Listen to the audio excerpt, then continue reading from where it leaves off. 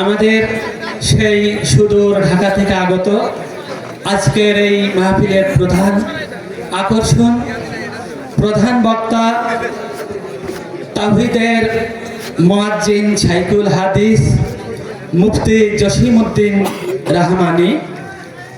তিনি এক সুমিষ্ট বক্তা, তার কণ্ঠে আছে মধুর এবং জাদুময় রসাসিক্ত ভাষণে সকলকে উত্তাল করে দিবেন। আমরা ধৈর্য সহকারে তার মূল্যবান কথা শুনব।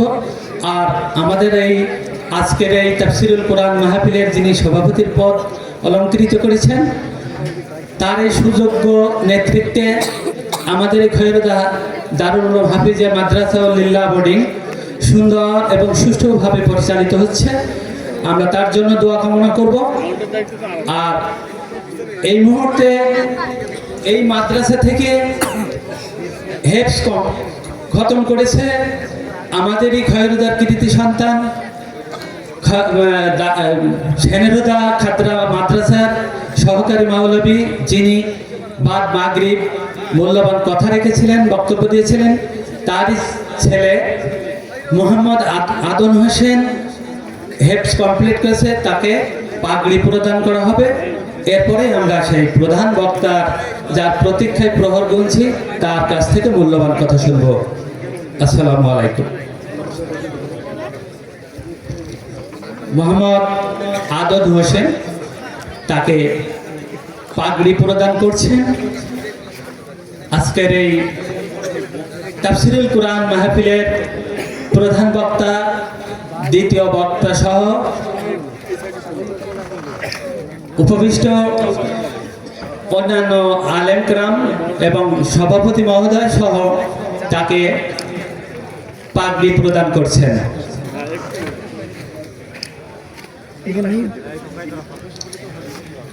এখন আমরা যা প্রতীক্ষা সময় ক্ষেপণ করছিলাম, সেই প্রধান বক্তার মুখ থেকে আমরা মূল্যবান এবং সুমিষ্ট ভাষণ, কথা, দ্বীন ইসলামের কথা শুনবো।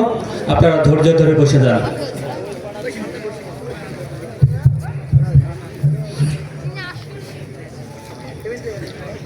আসসালামু আলাইকুম ওয়া রাহমাতুল্লাহি ওয়া বারাকাতুহু।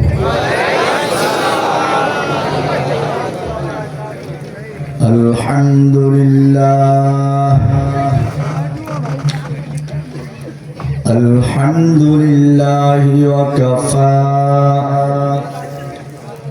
ওয়া সালামুন আলা ইবাদিহিল্লাযীনা ইসতাফা। أما بعد فأعوذ بالله من الشيطان الرجيم. بسم الله الرحمن الرحيم.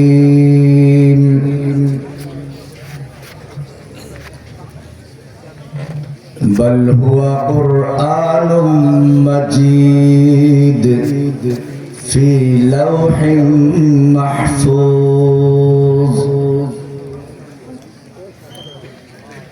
وقال سبحانه وتعالى: لقد كان لكم في رسول الله أسوة حسنة.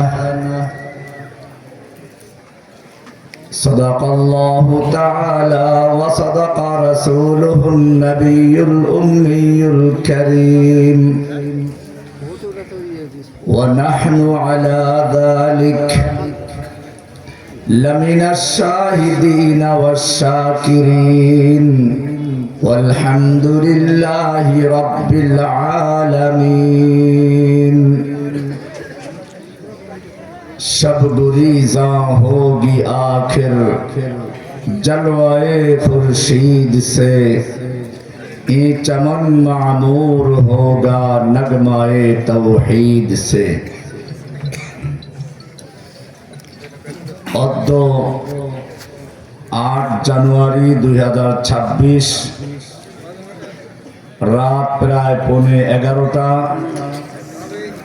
চুয়াডাঙ্গা জেলার জীবননগর খায়ের হুদা দারুল উলুম হাফিজিয়া মাদ্রাসা ও লিল্লা বোর্ডিং এর ৬ষ্ঠ বার্ষিক তাফসীরুল কোরআন মাহফিলের সম্মানিত সভাপতি জনাব আমিনুল ইসলাম শিক্ষক সাহেব দামাত বারাকাতুহুম,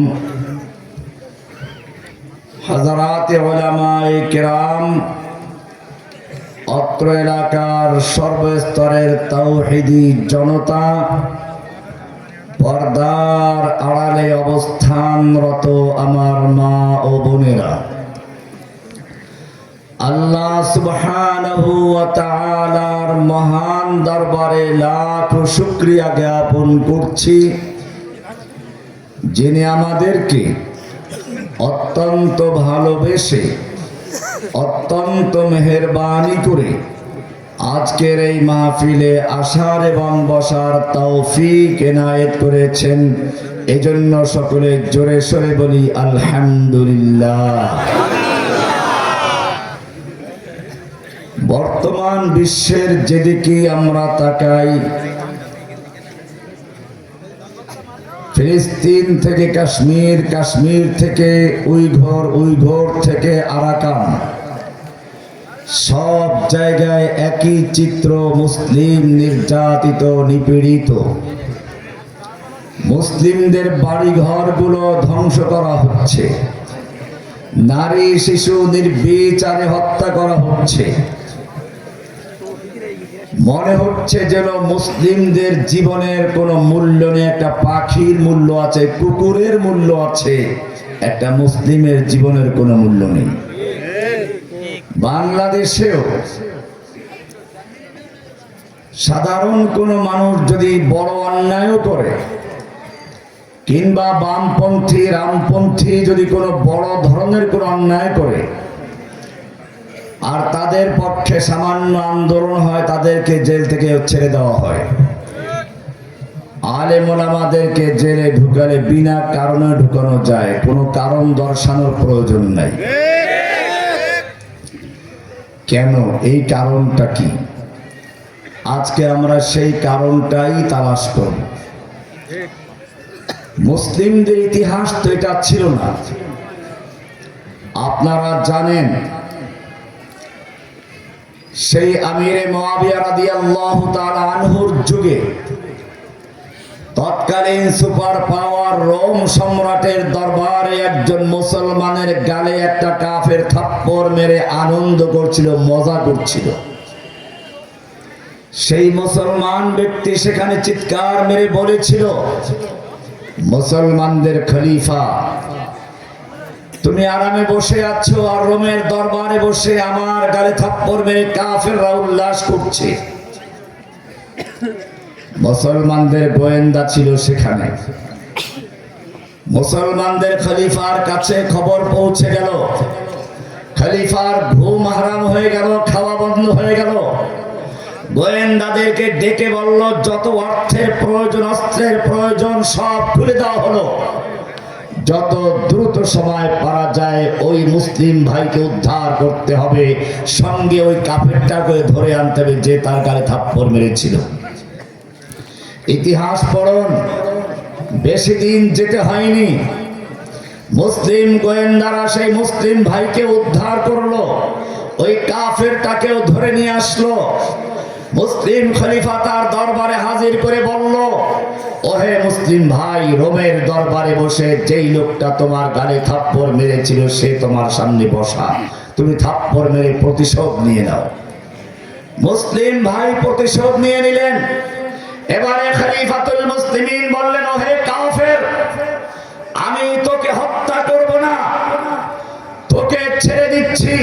শুধু ছেড়ে দিচ্ছি না, রোম দরবার পর্যন্ত নিরাপদে যাওয়ার ব্যবস্থা করে দিচ্ছি।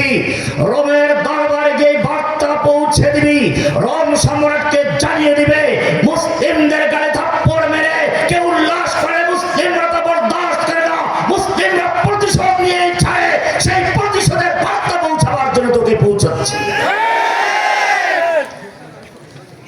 অনেক দূরের গল্প হয়ে গেল, কাছের গল্প বলি।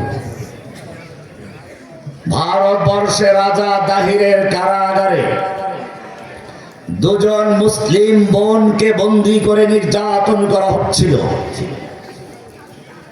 মুসলিম দুই নারী নিজেদের রক্ত বের করে কালি বানিয়ে ওড়নাকে কাগজ বানিয়ে তারপরে পত্র লিখেছিল মুসলিমদের তৎকালীন খলিফার কাছে। মুসলিম ইতিহাসের সবচেয়ে বড় জালিম বাদশা যদিও, কিন্তু এই মহিলাদের চিঠি পাওয়ার পরে তার রক্ত গরম হয়ে গেল,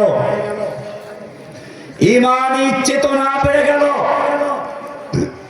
নিজের আপন ভাতিজা 16 বছরের যুবক মোহাম্মদ বিন কাসেমকে ডেকে বলল, তোমার সঙ্গে যা মনে চায় নিয়ে যাও, অস্ত্রের প্রয়োজন, জনবলের প্রয়োজন। ওই রাজা দাহিরের কারাগার থেকে মুসলিম বন্দীর উদ্ধার করতে হবে, রাজা দাহিরকে উচিত শিক্ষা দিতে হবে। ইতিহাস পড়ুন, কোনো গল্প নয়। সেই সুদূর হেজাজ থেকে মোহাম্মদ বিন কাসেম রহমতুল্লাহ আলাইহি ভারতবর্ষে এসে শুধুমাত্র রাজা দাহিরকে পরাজিত করে ওই দুইটা বোনকে উদ্ধার করেন নাই, বরং গোটা ভারতবর্ষে ইসলামের পতাকা উড্ডীন করে ছেড়েছিলেন। আরো কাছে আসুন, শাহজালাল রহমতুল্লাহ আলাইহির মাজার গিয়ে তোমরা পূজা করো, সেখানে গিয়ে সেজদা করো, টাকা দাও, পয়সা দাও, মোমবাতি আগরবাতি দাও, আর তার কাছে সন্তান চাও। অথচ তোমরা জানো না তিনি এই কাজের জন্য আগমন করেননি। সেখানেও এক রাজা গৌর গোবিন্দ ছিল, তার রাজ্যে গরু জবাই করা নিষিদ্ধ ছিল। বোরহানউদ্দিন নামে একজন মুসলিম, তার বিয়ের পরে অনেক বছর পর্যন্ত কোনো সন্তান হয়নি। দীর্ঘ কয়েক বছর পরে একটা পুত্র সন্তান আল্লাহ দান করেছেন। খুশি হয়ে গরু জবাই করে আকিকা দিয়েছে।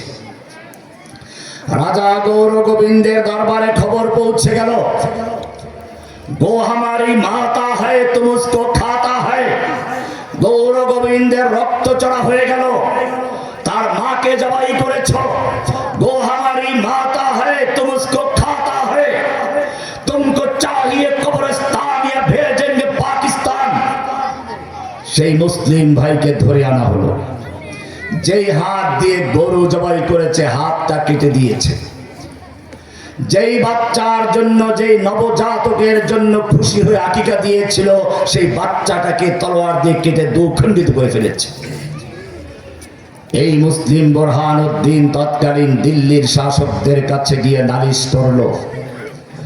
দিল্লির শাসকেরা তখন এই রাজা গৌর গোবিন্দকে শিক্ষা দেওয়ার জন্য শাহজালাল রহমতুল্লাহ আলাইহির নেতৃত্বে বদরি সাহাবীদের সংখ্যা অনুযায়ী 313 জন সঙ্গী দিয়ে বলে দিলেন, যাও রাজা গৌর গোবিন্দকে উচিত শিক্ষা দিয়ে ইসলামের পতাকা উড্ডীন করতে হবে, নতুবা শহীদ হবে, ফিরে আসার চিন্তা করো না। ইতিহাস সাক্ষী, শাহজালাল রহমতুল্লাহ আলাইহি যখন সিলেটে আগমন করলেন, রাজা গৌর গোবিন্দ সেই সুরমা নদী, বরাক নদী সহ সব নদীর খেয়া পারাপার বন্ধ করে দিল। শাহজালাল রহমতুল্লাহ আলাইহি নদীর সামনে গিয়ে বললেন, নদী তুমি যতই খরস্রোত হও না কেন, আমরা আল্লাহর নবীর সৈনিক, দিন বিজয় করার জন্য এসেছি, মজলুমদের সাহায্য করতে এসেছি, রাস্তা করে দাও। মুসা আলাইহিস সালামের জন্য যে আল্লাহ রাব্বুল আলামিন নদীতে রাস্তা করে দিয়েছিলেন, শাহজালাল রহমতুল্লাহ আলাইহিকে সেই স্রোতের মধ্যে ঘোড়া দৌড়ে দিয়ে পার করার ব্যবস্থা করলেন। রাজা গৌর গোবিন্দ যখন জানতে পারলো তার কৌশল কোনো কাজে আসে নাই, শাহজালাল বাহিনী সিলেটে ঢুকে পড়েছে, কোথায় পালাবে, পালিয়ে গিয়ে গিয়ে নদীর নরেন্দ্র মোদীর কোলে চলেছে। অবশ্য তখন তার মোদী ছিল না। ভাইরা আমার, সেখানেও ইসলামের পতাকা উড্ডীন করলেন। শুধু মানুষ নয়, ইতিহাস পড়ুন, আফ্রিকায় যখন ইসলাম প্রচারের জন্য সাহাবায়ে কেরাম গেলেন, আফ্রিকার বাদশা মনে করলে এরা আবার কারা কি চায়, আফ্রিকার জঙ্গলের পাশে এদেরকে থাকতে দাও, বাঘ ভাল্লুক খেয়ে এদেরকে শেষ করে দিবে, আমাদের আর কোনো কিছু জানার দরকার নেই। ইতিহাস পড়ুন, মুসলিম কমান্ডার সেই জঙ্গলের কাছে মঞ্চ তৈরি করলেন। লোকেরা বললেন নাকি পাগল, মঞ্চ তৈরি করছে জঙ্গলের কাছে। ইতিহাস পড়ুন, মঞ্চ তৈরি হয়ে গেল। মুসলিম কমান্ডার সেই মঞ্চে উঠে ভাষণ দিলেন, ইয়া হাশারাতিল আরদ, ওহে জঙ্গলের হিংস্র প্রাণীর দল, বাঘ ভল্লুকেরা, শুনে রেখো, আমরা আল্লাহর নবীর সৈনিক। আল্লাহর দ্বীন প্রচারের জন্য, দ্বীনকে বিজয়ের জন্য আগমন করেছি। আমাদের জন্য এই জায়গা থাকার ব্যবস্থা করা হয়েছে। তোমরা আমাদের জন্য এই জঙ্গল ছেড়ে কোথাও চলে যাও। ঘোষণা দিতে দেরি হয়েছিল। বাঘের কাতারে বাঘ, সিংহের কাতারে সিংহ, সাপের কাতারে সাপ, নিজের বাচ্চা পর্যন্ত মুখে করে কামড়ে নিয়ে ময়দান ছেড়ে চলে গেল, জঙ্গল ছেড়ে চলে গেল। যেন তারা বলছে, ও আল্লাহর নবীর সৈনিকেরা, তোমরা দ্বীনের জন্য কাজ করে যাও, যুদ্ধ করে যাও, আমরা তোমাদের আশীর্বাদ করছি, তোমাদের জন্য জঙ্গল খালি করে দিচ্ছি। এটা দেখার পরে আর যুদ্ধ করা লাগে না। আফ্রিকান লোকেরা ভয় পেয়ে সব দলে দলে ইসলাম কবুল করেছে। আর সেই মুসলিমদেরকে মারার জন্য এখন বর্তমান সভ্য যুগের অসভ্য লোকেরা এইডসের জীবাণু ঢুকিয়ে দিয়ে তারপর তাদেরকে হত্যা করছে। যেই মুসলিমদের কাছে আজকের ইহুদিদের কারণে মুসলিমরা ভয়ে থরথর করে কাঁপে। ইতিহাস পড়ুন, খায়বর যখন ইহুদিদের হাত থেকে মুসলিমরা বিজয় লাভ করলো, ইহুদি নেতা আল্লাহর নবীর কাছে এসে হাত জোর করে প্রার্থনা করলো, আপনারা খয়বর বিজয় করেছেন, এখন খয়বর আপনাদের মালিকানা। আমরা আপনাদের কাছে একটু থাকার আশ্রয় প্রার্থনা করছি। আমরা কৃষি কাজ জানি, আপনারা শাসক, আপনারা যুদ্ধ করেন, দেশকে দেশ বিজয় করছেন, আপনাদের কৃষি কাজ করার সময় কোথায়? আমরা আপনাদের কৃষি কাজ করব, বিনিময়ে অর্ধেক ফসল আমরা নিব, অর্ধেক আপনাদেরকে দিব, বর্গা চাষি হিসেবে আপনাদের গোলামি করতে চাই। আল্লাহর নবী সাল্লাল্লাহু আলাইহি ওয়াসাল্লাম বললেন, ঠিক আছে, তোমাদেরকে অনুমতি দেওয়া হলো ঠিক সেই দিন পর্যন্ত যেদিন পর্যন্ত আল্লাহ মঞ্জুর করবেন। এরপরে তিনি বললেন, কিন্তু সেদিন বেশি দূরে নয়, যেদিন তোদেরকে খায়বর থেকে উৎখাত করা হবে এবং মুসলিম সীমানায় এত দূর বেড়ে যাবে, তোদেরকে মুসলিম সীমানা পার হয়ে যেতে যেতে তোদের উটগুলো ক্লান্ত হয়ে যাবে, সেই পর্যন্ত থাকো। বেশি দিন যেতে হয়নি, ওমর ইবনে খাত্তাব রাদিয়াল্লাহু তাআলা আনহুর যুগ আসলো। অর্ধ জাহান মুসলিমদের ক্ষমতায় চলে আসলো, শাসনের অধীনে চলে আসলো। ইহুদিদেরকে নোটিশ করলেন, এখন এখান থেকে ভাগো, কোথায় যাবে চলে যাও। ইহুদি নেতা আবার ওমর ইবনে খাত্তাবের দরবারে হাত জোর করে প্রার্থনা করছে, খলিফাতুল মুসলিমিন ওমর, তুমি কেন আমাদের বহিষ্কার করছো? তোমাদের নবী তো আমাদেরকে এখানে থাকার জন্য অনুমতি দিয়েছিলেন। ওমর ইবনে খাত্তাব রাদিয়াল্লাহু তাআলা আনহু বলেছিলেন, ওহে ইহুদি, আল্লাহর নবী সেদিন কি বলেছিলেন প্রতিটি কথা আমার অক্ষরে অক্ষরে মনে আছে। সেদিন বলেছিলেন, আমি তোদেরকে সেই দিন পর্যন্ত থাকার অনুমোদন করছি যেদিন পর্যন্ত আল্লাহ মঞ্জুর করবেন। এরপরে বলেছিলেন, সেদিন বেশি দূরে নয়, যেদিন তোদেরকে খায়বর থেকে পালাতে হবে, যেতে যেতে তোদের উটগুলো ক্লান্ত হয়ে যাবে।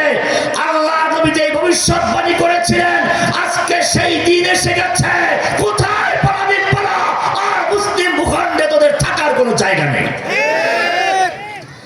যে ইহুদি কাল পর্যন্ত মুসলিমদের কাছে কৃষি কাজ করার জন্য, মুসলিমদের গোলামি করার জন্য যারা হাত জোর করে প্রার্থনা করেছে, আজকে সেই ইহুদিরা মুসলিমদেরকে নাকানি চুবানি খাওয়াচ্ছে। কারণটা কি? কারণ আছে, কোরআন বলছে, ওয়ালা তাহিনু ওয়ালা তাহজানু ওয়ালা তাহিনু ওয়ালা তাহজানু ওয়া আনতুমুল আ'লাউনা ইন কুনতুম মুমিনিন। নেই, তোমাদের কোনো চিন্তা নেই, তোমরাই থাকবে বিজয়ী, তোমরাই থাকবে উচ্চ আসনে। ইন কুনতুম মুমিনিন, শর্ত একটা, যদি কি হও? মুমিন হও। মুমিন, মুমিন কাকে বলে? লা ইলাহা ইল্লাল্লাহ পরে অর্থই জানে না মুমিন। আপনারা বলুন তো, লা ইলাহা ইল্লাল্লাহর অর্থটা কি? আল্লাহ ছাড়া কোনো মাবুদ নেই। আল্লাহ ছাড়া বুঝলাম, নাইও বুঝলাম, মাবুদটা কি? লা ইলাহা মানে নেই কোনো ইলাহ, তর্জমা করলেন কোনো মাবুদ নেই। তর্জমা ঠিক আছে, ভুল করেন নাই, কিন্তু মাবুদ তো আরেকটা আরবি। মাবুদ অর্থ কি? এখানেই গন্ডগোল। সবাই বলে আমরা তো মাবুদ বানাই না। মাবুদের মানিটা যে এটি তো জানে না। মাবুদের মানি কি?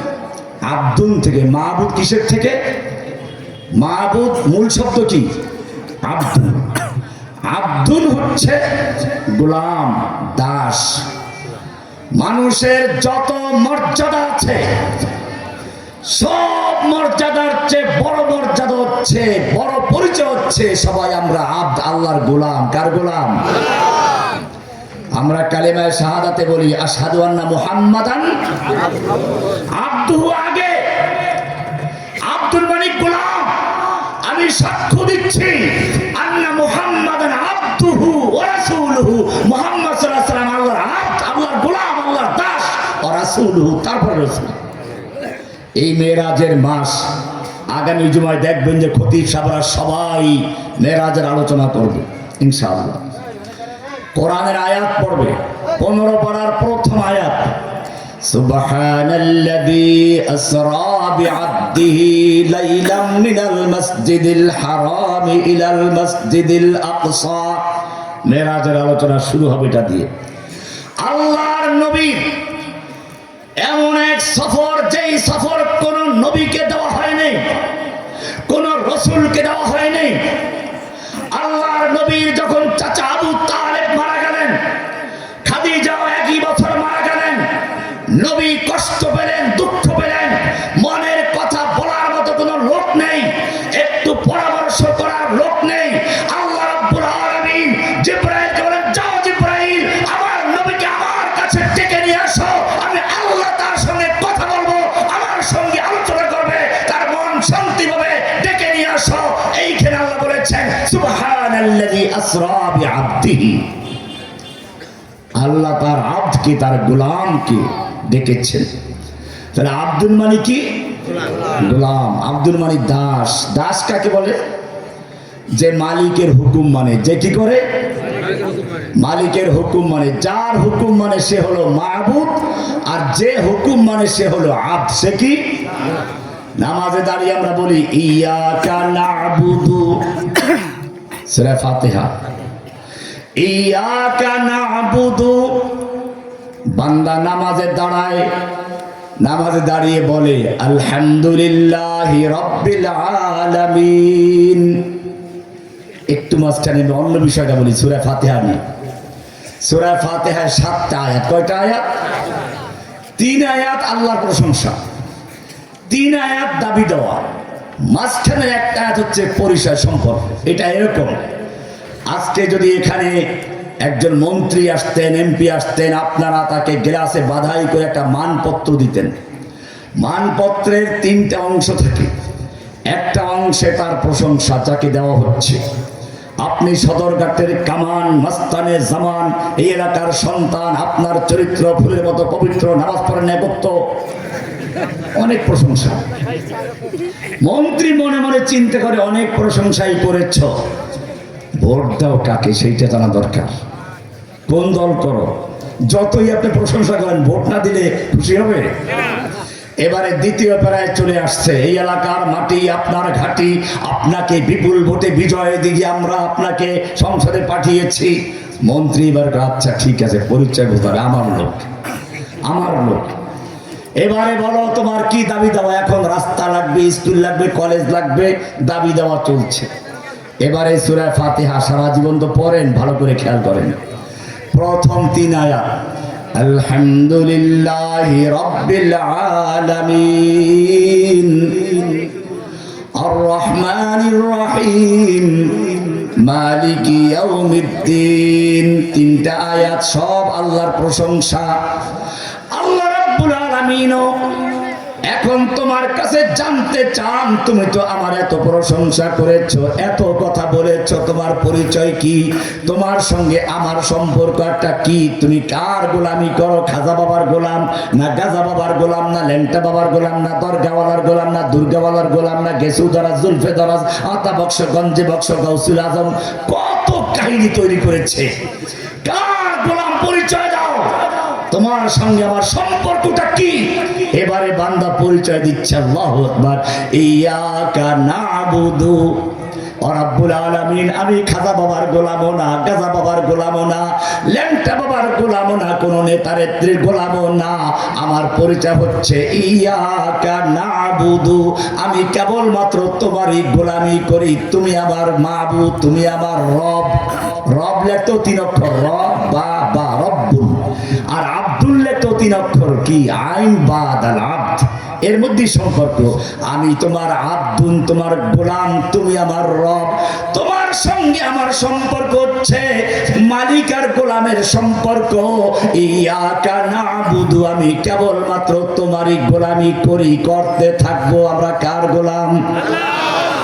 ওয়া ইয়াকা নাস্তাঈন, যেহেতু গোলাম তোমার, ভোট দেই তোমাকে, সাহায্য চাই তোমার কাছে। ওয়া ইয়াকা নাস্তাঈন, আমি তোমার কাছে সাহায্য চাই। আমি কোন খাজা বাবার কাছে সাহায্য চাই না, গাজা বাবার কাছে সাহায্য চাই না, ল্যাংটাওয়ালার কাছে সাহায্য চাই না, আমি কোন নেতা নেত্রীর কাছে সাহায্য চাই না। সাহায্য চাই কার কাছে? আব্দুল। লা ইলাহার মানে হচ্ছে নেই কোন মাবুদ যার দাসত্ব করা যায়, গোলামি করা যায়, আনুগত্য মানা যায়, এমন কোন মাবুদ নাই। ইল্লাল্লাহ মানে মাবুদ কে? এখন দেখি আপনারা ঠিক আছেন কিনা। লা ইলাহা মানে কোন মাবুদ নাই, কারো আনুগত্য করব না। ইল্লাল্লাহ মানে কার? আল্লাহ ছাড়া। এবারে মসজিদে নামাজ পড়লাম, আল্লাহর হুকুম দিয়ে মসজিদ থেকে বের হলাম, মেম্বার চেয়ারম্যান বিচার করে কি আল্লাহর হুকুম দিয়ে না মানুষের তৈরি করা আইন দিয়ে? শুরুতেই শুরু। তোমার মাবুদ তাহলে কার? যার হুকুম পালন করো সে তোমার মাবুদ। এখন তোমার মাবুদ হচ্ছে মেম্বার চেয়ারম্যান। আরো সামনে চলো, আদালতে গেছো বিচারের জন্য, আদালতের বিচার সাহেব তোমার কোরআন দিয়ে বিচার করে নাকি ব্রিটিশের তৈরি করা আইন দিয়ে বিচার করে? কার আইন দিয়ে? তুমি তো বলেছো লা ইলাহা, কোনো মাবুদ নাই, কারো গোলামি করি না, দাসত্ব করি না। আদালতে গেলে তুমি আল্লাহর গোলামি না করে যার গোলামি করো সে তোমার মাবুদ। সংসদে চলে গেছো, আল্লাহর আইন বাতিল করে দিয়ে বিকল্প আইন তৈরি করলো যেই লোকগুলো, সেই লোকগুলোর হুকুম তুমি পালন করতে বাধ্য, না মানলে পুলিশ দিয়ে জেলে ঢুকাবে। ও মুসলমান, সংসদে তোমার আল্লাহকে। লা ইলাহা মানে ভালো করে বুঝুন, লা মানে নেই, ইলাহা মানে কোনো মাবুদ নেই, কোনো মাবুদ, কার আনুগত্য চলবে না, হুকুম মানা চলবে না। ইল্লাল্লাহ মানে হুকুম চলবে কার? এটা এরকম। এখন আমার সামনে একটা কাপ আছে, কাপে চা ভরা আছে। যদি ওনাকে দুধ দিতে চান, এই কাপের মধ্যে ঢেলে দিবেন না খালি করবেন? আগে খালি করে পরিষ্কার করে তারপর ওনাকে নতুন করে দুধ দিবেন। লা ইলাহার মানে হচ্ছে এই কাপ যেমন পরিষ্কার করে তারপরে নতুন কিছু ঢালতে হয়, তোমার কলবের কাপের ভেতরে যত গায়রুল্লাহ বসে আছে, যত ময়লা আছে, খাজা বাবা আছে, গাজা বাবা আছে, ল্যাংটা বাবা, দরগাওয়ালা, দুর্গাওয়ালা, মাজারওয়ালা, আর যত রকমের সংসদওয়ালা, বিচারকওয়ালা, শাসনওয়ালা, নেতা নেত্রী, সবগুলো মনের থেকে উৎখাত করে শুধু একজনকে বসাও। কাকে? লা ইলাহা। আরো ক্লিয়ার করি, শহরে বিল্ডিং এ রং করে মানুষে, পুরাতন দেওয়ালে রং করবে, নতুন করে রাজমিস্ত্রি আনলো। রাজমিস্ত্রি এসে প্রথমে পুরাতন রংটা ঘষে মেজে ধুয়ে মুছে পরিষ্কার করে এরপরে নতুন রং করে, ঠিক কিনা? লা ইলাহার মানে হলো তোমার কলবের দেয়ালের ভিতরে যত পুরাতন রং আছে, যত গায়রুল্লাহ বসে আছে, মাবুদ হয়ে বসে আছে, সমাজের মাবুদ,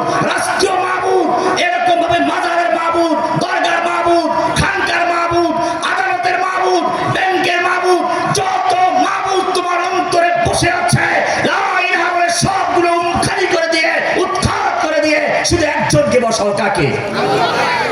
লা ইলাহা, লা ইলাহা মানে নফি না করা, ইল্লাল্লাহ মানে হা একজনকে গ্রহণ করা, লা ইলাহা মানে তাহলিয়া খালি করা, ইল্লাল্লাহ মানে তাহলিয়া নতুন করে পূরণ করা। এবারে আরো স্পষ্ট হও, লা ইলাহা মানে কুফর করা। লা ইলাহা মানে কি? কুফর করা। এটা আবার কি বল? হ্যাঁ, এটা বলছে লা ইলাহা। কাফেরকে কাফের কেন বলা হয়? অস্বীকার করা।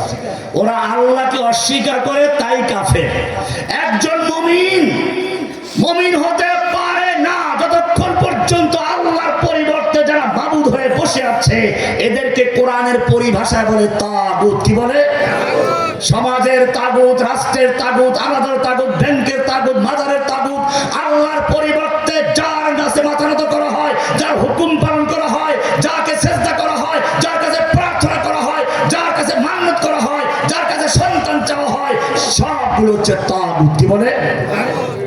এই তাগুতকে কুফর করতে হয়, প্রত্যাখ্যান করতে হয়। এবারে দলিল নেন কোরআনের সূরা বাকারা 256 নম্বর। আল্লাহ বলছেন ফামাইয়াকফুর বিত্তাগুত,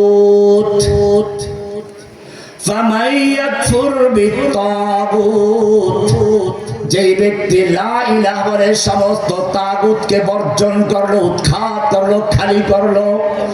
তাগুত মানে হচ্ছে আল্লাহর পরিবর্তে যাদের আনুগত্য করা হয়, চাই সমাজের মেম্বার চেয়ারম্যান থেকে শুরু করে এমপি মন্ত্রী পর্যন্ত, আদালতের শাসক পর্যন্ত, বিচারক পর্যন্ত।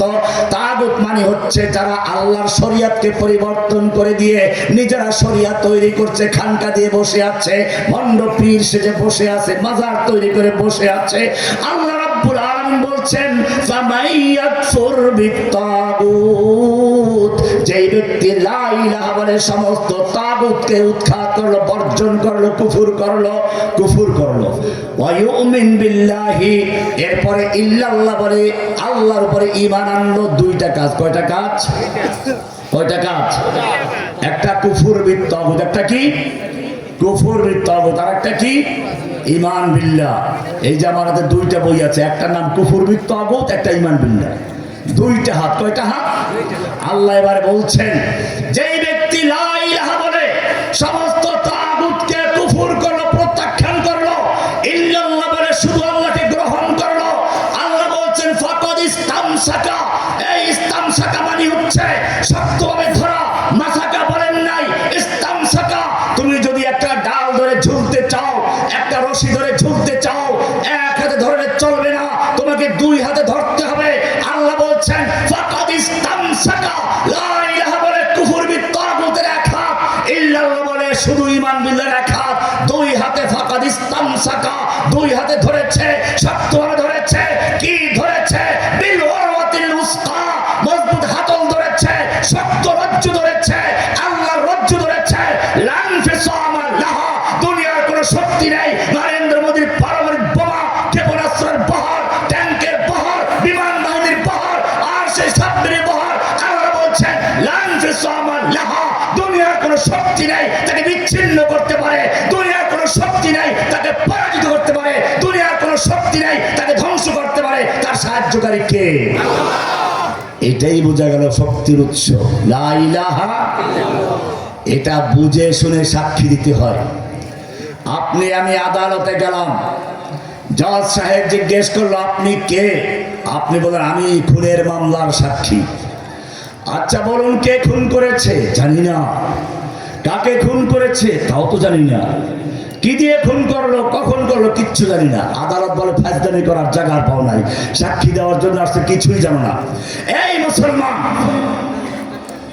তাহলে যেই সাক্ষ্য না দিলে আযান হয় না, আশহাদু আল্লা ইলাহা ইল্লাল্লাহ না বললে আযান হয় না, যেই সাক্ষ্য না দিলে তোমার ইকামত হয় না, যেই সাক্ষ্য না দিলে তোমার জুমার খুতবা হয় না, আশহাদু আল্লা ইলাহা ইল্লাল্লাহ না বললে, যেই সাক্ষ্য না দিলে তোমার ঈমান হয় না, যেই সাক্ষ্য সম্পর্কে আল্লাহ প্রশ্ন করেছেন কুল আইয়ু শাইইন আকবারু শাহাদা, বলো তো সবচেয়ে বড় সাক্ষ্য কোনটি? আল্লাহ প্রশ্ন করেছেন কুল আইয়ু শাইইন আকবারু শাহাদা, সূরা আনআম 19 নম্বর আয়াত, 6 নম্বর সূরা 19 নম্বর আয়াত। আল্লাহ প্রশ্ন করেছেন সবচেয়ে বড় সাক্ষ্য কোনটি? কে প্রশ্ন করেছেন? এরপরে আল্লাহ বলেন তুমি কি জানো এমন কোন সাক্ষ্য আছে যেই সাক্ষ্য আল্লাহ নিজে দিয়েছেন? কে দিয়েছেন? কোরআনের সূরা আলে ইমরান 3 নম্বর সূরা 18 নম্বর আয়াত আল্লাহ পরিষ্কার করে দিয়েছেন, শাহিদাল্লাহু আন্নাহু লা ইলাহা ইল্লাহু, লা ইলাহা ইল্লাল্লাহর সাক্ষ্য জিন দিয়েছে, ফেরেশতা দিয়েছে, সমস্ত মাখলুক দিয়েছে, স্বয়ং আল্লাহ নিজেও দিয়েছে। তাহলে সাক্ষী দিলে বুঝে শুনে দিতে হবে না বুঝ দিলে চলবে? কোরআন সূরা মুহাম্মদে বলছেন, ফা'লাম আন্নাহু লা ইলাহা ইল্লাল্লাহ, লা ইলাহা ইল্লাল্লাহ জেনে বুঝে সাক্ষী দাও। যদি জেনে বুঝে সাক্ষী দিতে পারো, লা ইলাহা ইল্লাল্লাহকে গ্রহণ করতে পারো, জেনে রাখো দুনিয়ার কোন শক্তি তোমাকে পরাজিত করতে পারবে না, কারণ তোমার সম্পর্ক কার সাথে? এজন্য কোরআনে স্পষ্ট আয়াত আছে, আলাম তারা কাইফা দারাবাল্লাহু মাসালান কালিমাতান তাইয়্যিবা। আলাম তারা, ও মুমিন তুমি কি দেখো না, কাইফা দারাবাল্লাহু মাসালান, আল্লাহ কি সুন্দর একটা উদাহরণ দিয়েছেন। উদাহরণ দিচ্ছেন কে? দরাবা ইয়াদু মানে মার না, আঘাত করা। আল্লাহ তাআলা উপমার আঘাত করেছেন কলিজার মধ্যে। কি সুন্দর উপমা দিচ্ছেন, কাইফা দারাবাল্লাহু মাসালান কালিমাতান তাইয়্যিবা। আল্লাহ তাআলা কালিমায়ে তাইয়্যিবাকে এমন সুন্দর উদাহরণ দিয়েছেন, উপমা দিয়েছেন, কাশাজারাতিন তাইয়্যিবা, একটা পবিত্র গাছের মতো, আসলুহা সাবিতুন ওয়া ফারউহা ফিস সামা, যেই গাছের শিকড় মাটির ভিতরে গাঁথা আছে আর ডালগুলো আসমানের সাথে সম্পৃক্ত আছে। শিকড়গুলো মাটির ভিতরে, কোন বন্যা কোন প্লাবন তাকে ধ্বংস করতে পারবে না, ভাসিয়ে দিতে পারবে না। ডালগুলো আসমানে, কোন ঝড় হওয়া তার পাতা ছড়াতে পারবে না। আল্লাহ বলেন, কালিমায়ে তাইয়্যিবা যারা বুঝে শুনে সাক্ষী দেয়, লা ইলাহা বলে সমস্ত তাগুতকে স্বীকার করে, তাদের শিকড় মাটির ভিতরে দুনিয়ার কোন ট্যাঙ্কের বহর, কোন শত্রু পদাতিক বাহিনী তাকে বিচ্ছিন্ন করতে পারবে না। ফারউহা ফিস সামা, তার ডাল আসমানে, কোন আকাশ বাহিনী, বিমান বাহিনী, কোন ক্ষেপণাস্ত্র বোমা তাকে ধ্বংস করতে পারবে না তার সম্পর্কের সাথে। এজন্য শুরুতে আমি কোরআনের একটা আয়াত পড়েছিলাম, ওয়ালা তাহিনু ওয়ালা তাহজানু ওয়া আনতুমুল আ'লাউনা ইন কুনতুম মুমিনিন। তোমাদের কোনো ভয় নেই, তোমাদের কোনো চিন্তা নেই, তোমরাই থাকবে বিজয়ী, তোমরাই থাকবে উচ্চ আসনে। ইন কুনতুম মুমিনিন, শর্ত হচ্ছে তোমরা কি হতে হবে? মুমিন হতে হলে দুইটা কাজ করতে হবে। একটা হচ্ছে লা ইলাহা বলে কুফর বিত তাগুত, ইল্লাল্লাহ বলে ঈমান বিল্লাহ। এই দুইটা কাজ করতে হবে। যদি আপনি খালি বলেন আল্লাহকে মানি, এরকম তো মক্কার কাফেররা মানত। কোরআনে পরিষ্কার আয়াত আছে, আমি তোমাকে দেখাই, ভালো করে বুঝো। তোমাদের প্রধানমন্ত্রী যে পালিয়ে গেল, সেও তো আল্লাহ মানত। আবার সে মন্দিরে গিয়ে বলেছিল, আমরা জানি মা দুর্গা দেবী প্রতি বছর কোনো না কোনো বাহনে চড়ে আসে, এবার এসেছে গজে চড়ে, আর গজে চড়ে আসলে ফসল বেশি হয় বাংলাদেশে নাকি, সেই জন্য বাম্পার ফসল হয়েছে। আমি তখন প্রতিবাদ করে বলেছিলাম, তোমার এই আকীদা মক্কার কাফের মুশরিকদের চেয়ে জঘন্য আকীদা। আর ধরে ছেলে ঢুকিয়ে দিল। আমি কোরআনের আয়াতগুলো তোমাদেরকেও শোনাচ্ছি। যদি এই ধারণা করো মক্কার কাফেররা আল্লাহ বিশ্বাস করতো না, সেই জন্য কাফের, ভুলের মধ্যে আছো। তোমাকে আমি কোরআন থেকে শোনাচ্ছি, শোনো এবার কোরআন থেকে। আল্লাহ বলছেন, ওয়ালা ইন সাআলতাহুম মান খালাকাহুম লায়াকুলুন্নাল্লাহ। সূরা যুখরুফ 87 নম্বর আয়াত। আল্লাহ রাব্বুল আলামিন বলছেন, ওয়ালা ইন সাআলতাহুম, হে নবী আপনি যদি মক্কার কাফের মুশরিকদেরকে জিজ্ঞাসা করেন, আপনি যদি আবু জাহেল আবু লাহাবদেরকে জিজ্ঞাসা করেন, মান খালাকাহুম, কে ওদের সৃষ্টি করেছে, লা ইয়াকুলুন্নাল্লাহ, তারা বলবেন সৃষ্টি করেছেন কে? আপনি আমি বিশ্বাস করি সৃষ্টিকর্তাকে, মক্কার কাফেররা বিশ্বাস করত সৃষ্টিকর্তাকে। কোনো পার্থক্য আছে? আরো সামনে চলুন, কেমনে মিলেছে দেখেন। কোরআন বলছে, সূরা লোকমানের 25 নম্বর আয়াত পড়বেন। কোরআন বলছে, ওয়ালা ইন সাআলতাহুম মান খালাকাস সামাওয়াতি ওয়াল আরদ। হে নবী, আপনি যদি মক্কার কাফির মুশরিকদেরকে জিজ্ঞাসা করেন, মক্কার আবু জাহেল আবু লাহাবদেরকে জিজ্ঞাসা করেন, মান খালাকাস সামাওয়াতি ওয়াল আরদ, কে সৃষ্টি করেছে আসমান সমূহ এবং জমিন, লা ইয়াকুলুনাল্লাহ, ওরা বলবে সৃষ্টি করেছেন কে?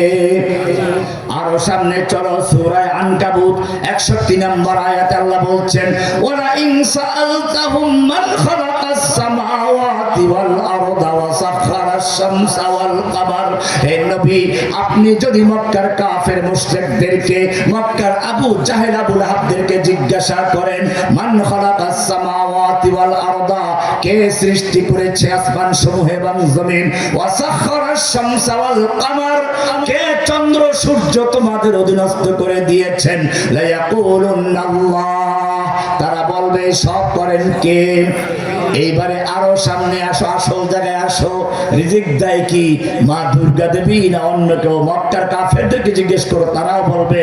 কোরআনের সূরা আনকাবুতের 63 নম্বর আল্লাহ বলছেন, ওয়ালা ইন সাআলতাহুম ওয়ালা ইন সাআলতাহুম মান নাযালা মিনাস সামাই মাআন ফাআহইয়া বিহিল আরদা মিন বাদি মাউতিহা। হে নবী, আপনি যদি মক্কার কাফের মুশরিকদেরকে জিজ্ঞাসা করেন, মক্কার আবু জাহেল আবু লাহাবদেরকে জিজ্ঞাসা করেন, মান নাযালা মিনাস সামাই মাআন, কে আসমান থেকে পানি বর্ষণ করে, ফাআহইয়া বিহিল আরদা মিন বাদি মাউতিহা, অতঃপর সেই পানির মাধ্যমে মৃত্যু জমিনকে, শুকিয়ে চৌচির হয়ে যাওয়া জমিনকে আবার তরতাজা করে ফসল উৎপন্ন করেন কে? লা ইয়াকুলুনাল্লাহ, তারা বলবে সব করেন কে? পরিষ্কার হয়ে গেল। আমরা যেমন বিশ্বাস করি ফসল দেওয়ার মালিক আল্লাহ, মক্কার কাফেররাও বিশ্বাস করতে থাকে নাকি দুর্গা দেবীকে? তাহলে যারা বর্তমানে মুসলমান দাবি করে, বিশ্বাস করে দুর্গা দেবী গজে চলে আসলে দেশে ফসল বেশি হয়, সেই ব্যক্তির আকীদা মক্কার আবু জাহেল আবু লাহাব কাফের মুশরিকদের চেয়ে জঘন্য খারাপ কিনা? তাহলে পার্থক্যটা কোন জায়গায়? ওরা কাফের কেন, এটা ক্লিয়ার হতে হবে। কোরআন বলছে একই জায়গায় পার্থক্য। ওয়াকালাল্লাহু লা তাত্তাখিযু ইলাহাইন ইসনাইন, ওরা আল্লাহকেও মানতো, আবার সমাজে আল্লাহর হুকুম দিয়ে বিচার ফয়সালা করতো না, আদালতে আল্লাহর আইন চলতো না, সংসদে আল্লাহর আইন চলতো না, মসজিদে এক আল্লাহর হুকুম, বাহিরে এক আল্লাহর হুকুম। আল্লাহ রাব্বুল আলামিন বলছেন, ওয়াকালাল্লাহু লা তাত্তাখিযু ইলাহাইন ইসনাইন, খবরদার খবরদার, তোমরা দুই আল্লাহ বানাবে না। মসজিদের আল্লাহ একজন আর বাহিরে আল্লাহ অন্যরা, এরকম একাধিক আল্লাহ বানাবে না। ইন্নামা হুয়া ইলাহু ওয়াহিদ, তোমাদের আল্লাহ শুধুমাত্র একজন আল্লাহ। কয়জন? মসজিদের আল্লাহ যিনি, সমাজের আল্লাহ তিনি, মসজিদের আল্লাহ যিনি, সংসদের আল্লাহ তিনি, মসজিদের আল্লাহ যিনি, ব্যাংকের আল্লাহ তিনি, মসজিদের আল্লাহ যিনি, আদালতেও তিনি, মসজিদের আল্লাহ যিনি, খানকাতেও তিনি, মাজারেও তিনি। সব জায়গায় হুকুম চলবে কার? অন্য কারো হুকুম দেওয়ার কোনো অধিকার নেই। কোরআন বলছে, ইয়া আইয়ুহান নাস, ও দুনিয়ার মানব জাতি, তুমি হিন্দু হও, বৌদ্ধ হও, খ্রিস্টান হও, আর যাই হও না কেন, আনতুমুল ফুকারাউ ইলাল্লাহ, তোমরা সব আল্লাহর দরবারের ফকির। তোমাদের পীর ফকির, মরিদ ফকির, শিক্ষক ফকির, ছাত্র ফকির, ইমাম ফকির, মুক্তাদি ফকির, মাজারওয়ালা ফকির, বাজারওয়ালা ফকির, দরগাওয়ালা ফকির, দুর্গাওয়ালা ফকির, রাজা ফকির, প্রজা ফকির। আনতুমুল ফুকারাউ ইলাল্লাহ, তোমরা সব আল্লাহর দরবারের ফকির। আল্লাহু হুয়াল গনিয়ুল হামিদ, ধনী হচ্ছেন শুধু একজনকে। ইব্রাহিম আলাইহিস সালাম দেখলেন বাপ মূর্তি বানায়, খড়কুটা দিয়ে বানায়, তারপরে মাটি দিয়ে লেপে, এরপরে পিছনে বাঁশ ঢুকায়, দাঁড় করায় রাখে, রং করে।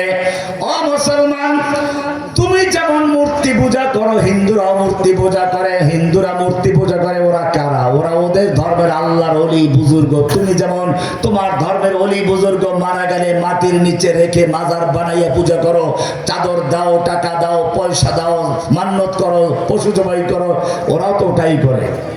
পার্থক্য এতটুকু, ওদের ধর্মের অলিরা মারা গেলে ওরা মূর্তি বানাইয়া মাটির উপরে রাইখা তারপরে শাড়ি পরায়, টাকা দেয়, পয়সা দেয়, আর তোমরা মাটির নিচে রেখে মাজার তৈরি করে তারপরে টাকা পয়সা দাও।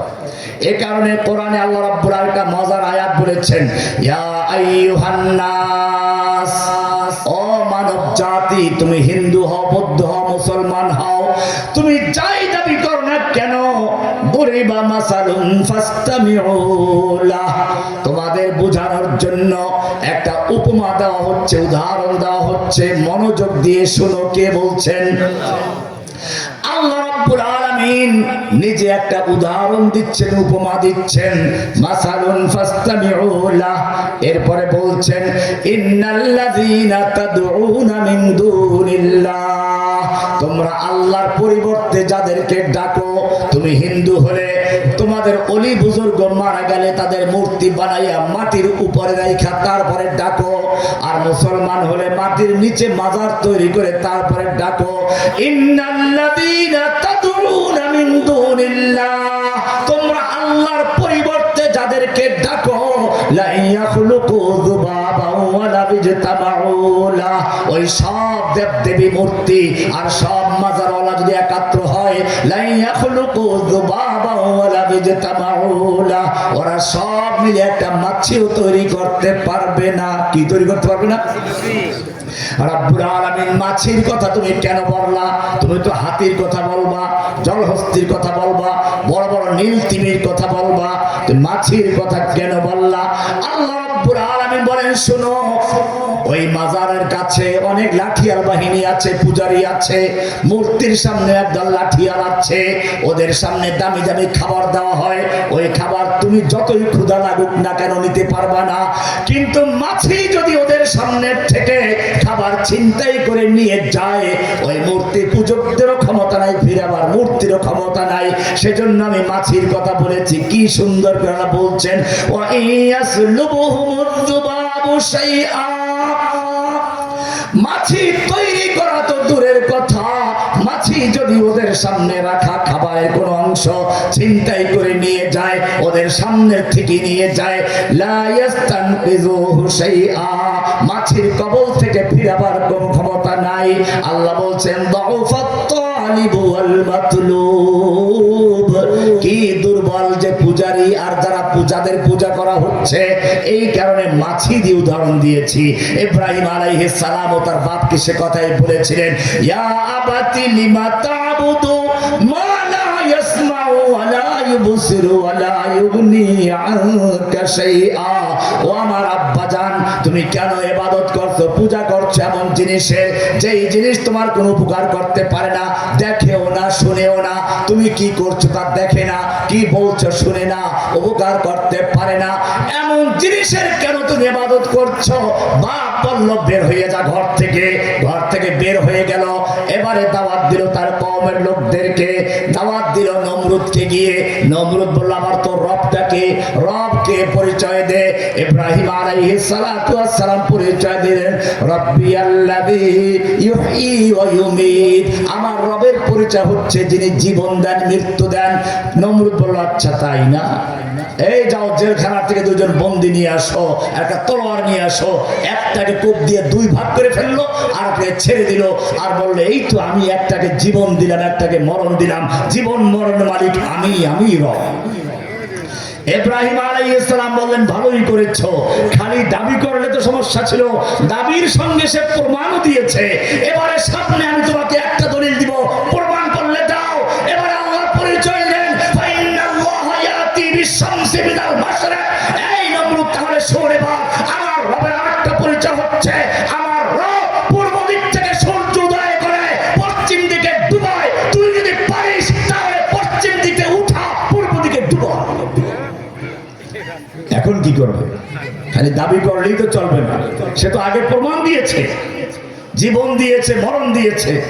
আজীবন মরণের মালিক প্রমাণ করেছে।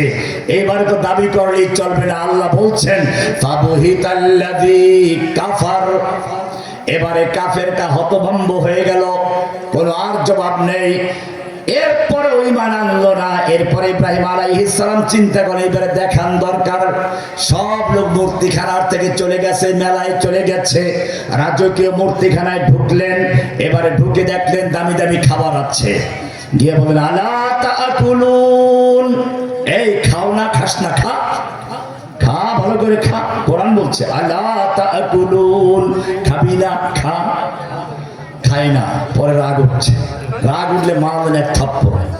থাপ্পড় মারলে পাথরের মূর্তি, ইটের মূর্তি, শুকনো মাটির মূর্তি, মূর্তি ব্যথা পায় না, নিজে ব্যথা পায়, নিজের হাতে ব্যথা পাইছে। এবার উঠছে রাগ আর ভালো করে।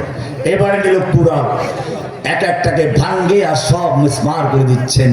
এবারে বড় মূর্তির গলায় কুড়াল লটকিয়ে চলে গেলেন। আমি আপনাদেরকে সেই কিচ্ছা বয়ান করছি না। এবারে নমরুদ আসলো, লোকেরা এসে দেখলো সর্বনাশ, কোনো ভূমিকম্প হয় নাই, তুফান হয় নাই, ঝড় হাওয়া হয় নাই, কোনো রকমের যুদ্ধ হয় নাই। কে মূর্তিগুলো ভেঙে ফেললো? নিশ্চয়ই এটা কোনো বড় দুর্ঘটনা। চলে গেছে মূর্তি পূজকদের লিডার নমরুদের কাছে। নমরুদ আসলো। তাফসীরে লেখে নমরুদ দীর্ঘক্ষণ পর্যন্ত এসে চিন্তা করলো। এমনি নমরুদরা বিচক্ষণ ছিল, বুঝতে পারলো কোনো ঝড় তুফান হয় নাই, ভূমিকম্প হয় নাই, যুদ্ধ মারামারি হয় নাই। সব মূর্তিগুলো ভাঙলো, আবার বড় মূর্তিটা ভাঙে নাই। নিশ্চয়ই এটা মূর্তি ভাঙ্গা পর্যন্ত শেষ নয়। এটা হচ্ছে এই মূর্তির সমাজকে ভেঙে দিয়ে একটা তাওহীদের সমাজ গড়ার জন্য মহা পরিকল্পনা শুরু হয়েছে, বিপ্লব শুরু হয়েছে। আর এইরকম বিপ্লব কোনো বুড়ো মানুষের মাথায় ঢুকে না, ঢুকে তো যুবকদের মাথায় ঢুকে। এ কারণে কোরআন পড়ে নমরুদ সর্বপ্রথম প্রশ্ন করলো হাল মিন ফাতান ইয়াযকুরু আলিহাতানা, এই এলাকায় এমন কোন যুবক আছে কি যেই যুবক এই মূর্তিগুলোর সমালোচনা করে, মূর্তির বিরোধিতা করে? কোন যুবক আছে কি? এবারে লোকেরা বলল হ্যাঁ, সামি'না ফাতান ইয়াযকুরুহুম ইউকালু লাহু ইব্রাহিম। হ্যাঁ, একজন যুবক আছে, একজন যুবক আছে। সামি'না ফাতান, একজন যুবক আছে যেই যুবক আমাদের মূর্তিগুলো সমালোচনা করে, যেই যুবক মূর্তিগুলো সম্পর্কে বলে এই মূর্তিগুলো উপকার করতে পারে না, ক্ষতি করতে পারে না, এই নিজেই বড় সমস্যায় জর্জরিত। এইটা তুমি কেন পূজা করছো? তার নাম ইব্রাহিম। এবারে ও যুবক ভালো করে বুঝো, আল্লাহ রাব্বুল আলামিন যখন কোন সমাজকে পরিবর্তন করতে চান, জালিমদের হাত থেকে, স্বৈরাচারদের হাত থেকে বাঁচাতে চান, তখন যুবকদেরকে আল্লাহ তাআলা সঠিক জ্ঞান দান করেন। ইব্রাহিম আলাইহিস সালাম সেই ফাতান যুবক, আসহাবে কাহাফ ছিল যুবক, মুসা আলাইহিস সালাম ছিলেন যুবক, নবী মুহাম্মদুর রাসূলুল্লাহ সাল্লাল্লাহু আলাইহি ওয়াসাল্লাম ছিলেন যুবক। আল্লাহ রাসূল বলেছেন নুসিরতু বিশ-শাবাব, আমি যুবকদের মাধ্যমে সাহায্য প্রাপ্ত হয়েছি, আর বুড়োদের মাধ্যমে মুনিআতু বিশ-শুয়ুখ, বুড়াদের মাধ্যমে সব জায়গায় বাধা প্রাপ্ত হয়েছি। আল্লাহ রাব্বুল আলামিন যখন কোন সমাজ পরিবর্তন করতে চান, কোন শৈল শাসককে ধ্বংস করতে চান, তখন যুবকদেরকে আল্লাহ রাব্বুল আলামিন তৈরি করে দেন। ওকাবি রূহ জব বেদার होती है जवानों में नजर आती है मंजिल उसको आसमानों में। আপনারা সেজন্য দেখেছেন বাংলাদেশে এক শৈল শাসক যখন এদেশের বুকের উপরে চেপে বসেছিল, যখন সবাই হতাশ হয়ে গেল, তার মরণ ছাড়া তাকে কেউ সরাতে পারবে না, আল্লাহ রাব্বুল আলামিন এদেশের যুবকদেরকে তৈরি করে দিলেন, আবু সাঈদদেরকে, মুগ্ধদেরকে, শেষ পর্যন্ত ওসমান হাদির মতো লোকদেরকে তৈরি করে দিলেন। যাও এই শৈল শাসককে হটানোর জন্য, ফেরাউনকে উৎখাত করার জন্য মুসা তৈরি হয়েছিল, আসহাবে কাহফ তৈরি হয়েছিল, মক্কার যুবকরা আবু বকর তৈরি হয়েছিল। এই যুগের ফেরাউনকে ধ্বংস করার জন্য তোমাদেরকে তৈরি হতে হবে। চতুর্দিক থেকে তুফান হয়ে যখন আবাবিল হয়ে ডাকাতিকে রওনা হলো, সেই শৈল শাসক পিছন দিয়ে পালিয়ে তারপরে তার আসল প্রভুদের কাছে চলে গেছে। যুবকদের কথা আল্লাহ বলেছেন। ইব্রাহিম আলাইহিস সালাতু ওয়াস সালাম, এবারে তাকে ধরে আনা হলো, জিজ্ঞেস করলো, কেন তুমি এই কাজ করেছ? তিনি বললেন, বড়টাই করেছে। বড়টা মানে উনি নিজে উদ্দেশ্য, আর ওরা বুঝলো মূর্তিটাই। বলেন, তুমি তো জানো এই মূর্তি কোনো কথা বলতে পারে না। বলে, তাহলে কেন এগুলো পূজা করছো? ওরা বললো, কিছু উত্তর নেই, ওকে আগুনে জ্বালিয়ে দাও। এটাই মনে রাখতে হবে, যুগে যুগে যারা তাওহীদের কথা বলেছে, যুগে যুগে যারা হকের কথা বলেছে, ফেরাউনদের তখন ক্ষমতার কিছু থাকে না, দলিল প্রমাণ থাকে না, তখন তারা শক্তি প্রয়োগ করে, জেলে ঢুকিয়ে দেয়, তাদেরকে হত্যা করে, খুন করে, নির্যাতন করে। ও মুসলমান, জেনে রাখো, ইব্রাহিম আলাইহিস সালামকে আগুনে নিক্ষেপ করা হচ্ছে। আল্লাহর ফেরেশতারা পর্যন্ত ফরিয়াদ করছে, রব্বুল আলামিন, তোমার হাবিবকে, তোমার খলিলকে তো আগুনে নিক্ষেপ করা হচ্ছে, তুমি কি সাহায্য করবে না? আল্লাহ রব্বুল আলামিন জানিয়ে দিলেন, তোমরা খামোশ থাকো। আমার নিয়ম হচ্ছে, বান্দার ক্ষমতা যেখানে শেষ হয়ে যায়, আমি শেষ পর্যন্ত দেখি, তারপরে সাহায্য করি। আগুনে নিক্ষেপ করা হলো। আল্লাহ রাব্বুল আলামিন জানিয়ে দিলেন, ইব্রাহিম, তোমার ক্ষমতা যেই পর্যন্ত ছিল সেই পর্যন্ত অটল ছিলে, এখন তোমার ক্ষমতা শেষ হয়ে গেছে, আমার সাহায্য শুরু হচ্ছে। কুলনা ইয়া নারু কুনি বারদাও ওয়া সালামান আলা ইব্রাহিম। ও আগুন, খবরদার খবরদার, ঠান্ডা হয়ে যাও, আরামদায়ক ঠান্ডা হয়ে যাও, যেন কষ্ট না পায়। আমি জিজ্ঞেস করতে চাই, ইব্রাহিমের জন্য যে আল্লাহ তাআলা আগুনকে ঠান্ডা করে দিয়েছিলেন, সে আল্লাহ আগের মতো জীবিত আছেন কিনা? আল্লাহর ক্ষমতা আগের মতো আছে কিনা? না বুড়ো হয়ে গেছে, দুর্বল হয়ে গেছে? তাহলে নরেন্দ্র মোদীর যতই পারমাণবিক কথা বলুক না কেন, ক্ষেপণাস্ত্র সৈন্য থাকুক না কেন, সবগুলোকে ধ্বংস করে দিয়ে ওদেরকে ফেরাউনের মতো গঙ্গায় চুবিয়ে মারতে পারেন কিনা? শর্ত একটাই, आज भी जो करे इब्राहिम का ईमा पैदा, आग कर सकती है अंदाज गुलिस्तां पैदा। मिस्ल कलीम हो अगर मारे का अज़मा कोई, आज भी आती है गोहे तोर से बंगला तखफ। ও মুসলমান, আল্লাহ বুড়ো হন নাই, আল্লাহ দুর্বল হন নাই, আল্লাহ আগের মতোই আছেন। তবে শর্ত একটাই, তোমাদেরকেও তো ইব্রাহিম হতে হবে। লা নিদ্দা ওয়ালা দিদ্দা ওয়ালা হাদ্দা লিমাওলা আল আনা কামা কানা ওয়া লাম ইয়ালকা যাওয়ালা ফারদুন সামাদুন আন সিফাতিল খালকি বারিয়ুন রাব্বুন আযালিয়ুন খালাকাল খালকা কামালা ইন শিতা মিনাল খাউফি আমানা ওয়া সালামা ফা'বুদহু ইয়াকিনান বিগুদুবি ওয়া আসালা। ও মুসলমান, তুমি কি লক্ষ্য করছো না, তোমার নবী উহুদের যুদ্ধের ময়দানে নেমেছেন, দুইটা লোহার পোশাক পরে আছেন, নবীর মাথায় লোহার টুপি আছে। একজন কাফের দেখলো, তীর মারলে কাজ হবে না, তলোয়ার দিয়ে আঘাত করলেও কাজ হবে না, একটা শক্ত লোহার বড় তরবারি নিয়ে আসলো, আল্লাহ নবীর মাথায় জোরে আঘাত করলো, লোহার হেলমেট ভেঙে গিয়ে গাল দিয়ে ঢুকে নবীর গালের ভিতরে গিয়ে মারির দাঁতে আঘাত করলো, দুটো দাঁত সঙ্গে সঙ্গে পড়ে গেল, লোহাটা ভিতরে ঢুকে রইল। যুদ্ধ শেষে যখন নবীর সেই গালের ভিতর থেকে লোহা বের করার জন্য একজন সাহাবী টান দিলেন, মুখে কামড় দিয়ে দাঁত দিয়ে টান দিলেন, তার দুটো দাঁত পড়ে গেল, লোহাটা বের হয়ে চলে আসলো, ঠিকই নবীর মুখটা রক্তে রঞ্জিত হয়ে গেল। ও মুসলমান, তোমাকে আমি জিজ্ঞেস করতে চাই, তোমার মুখে দাঁতে একটু ব্যথা হলে ডাক্তারের কাছে যাওয়ার জন্য পাগল হয়ে যাও, ব্যথায় নাচতে থাকো, তোমার নবীর গালের ভিতর দিয়ে লোহা ঢুকেছে, দাঁত শহীদ হয়ে গেছে, রক্তে রঞ্জিত হয়ে গেছে, আল্লাহ কি দেখতে পাচ্ছিলেন না?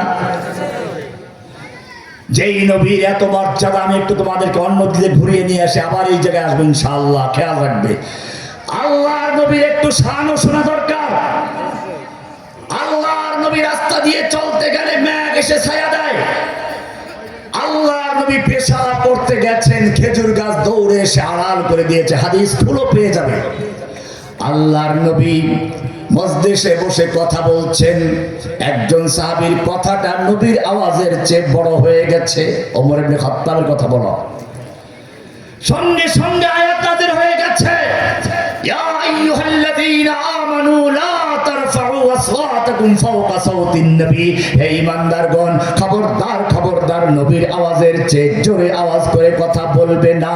এমনটা যদি করো আনতাহবাতা আমালুকুম ওয়া আনতুম লা তাশউরুন, তোমাদের জীবনের যত নামাজ, রোজা, হজ, যাকাত, তাসবিহ, তাহলিল, জিহাদ, কিতাল সব কিছু বরবাদ হয়ে যাবে, টেরও পাইবা না নবীর আওয়াজের চেয়ে জোরে আওয়াজ করে কথা বলছো।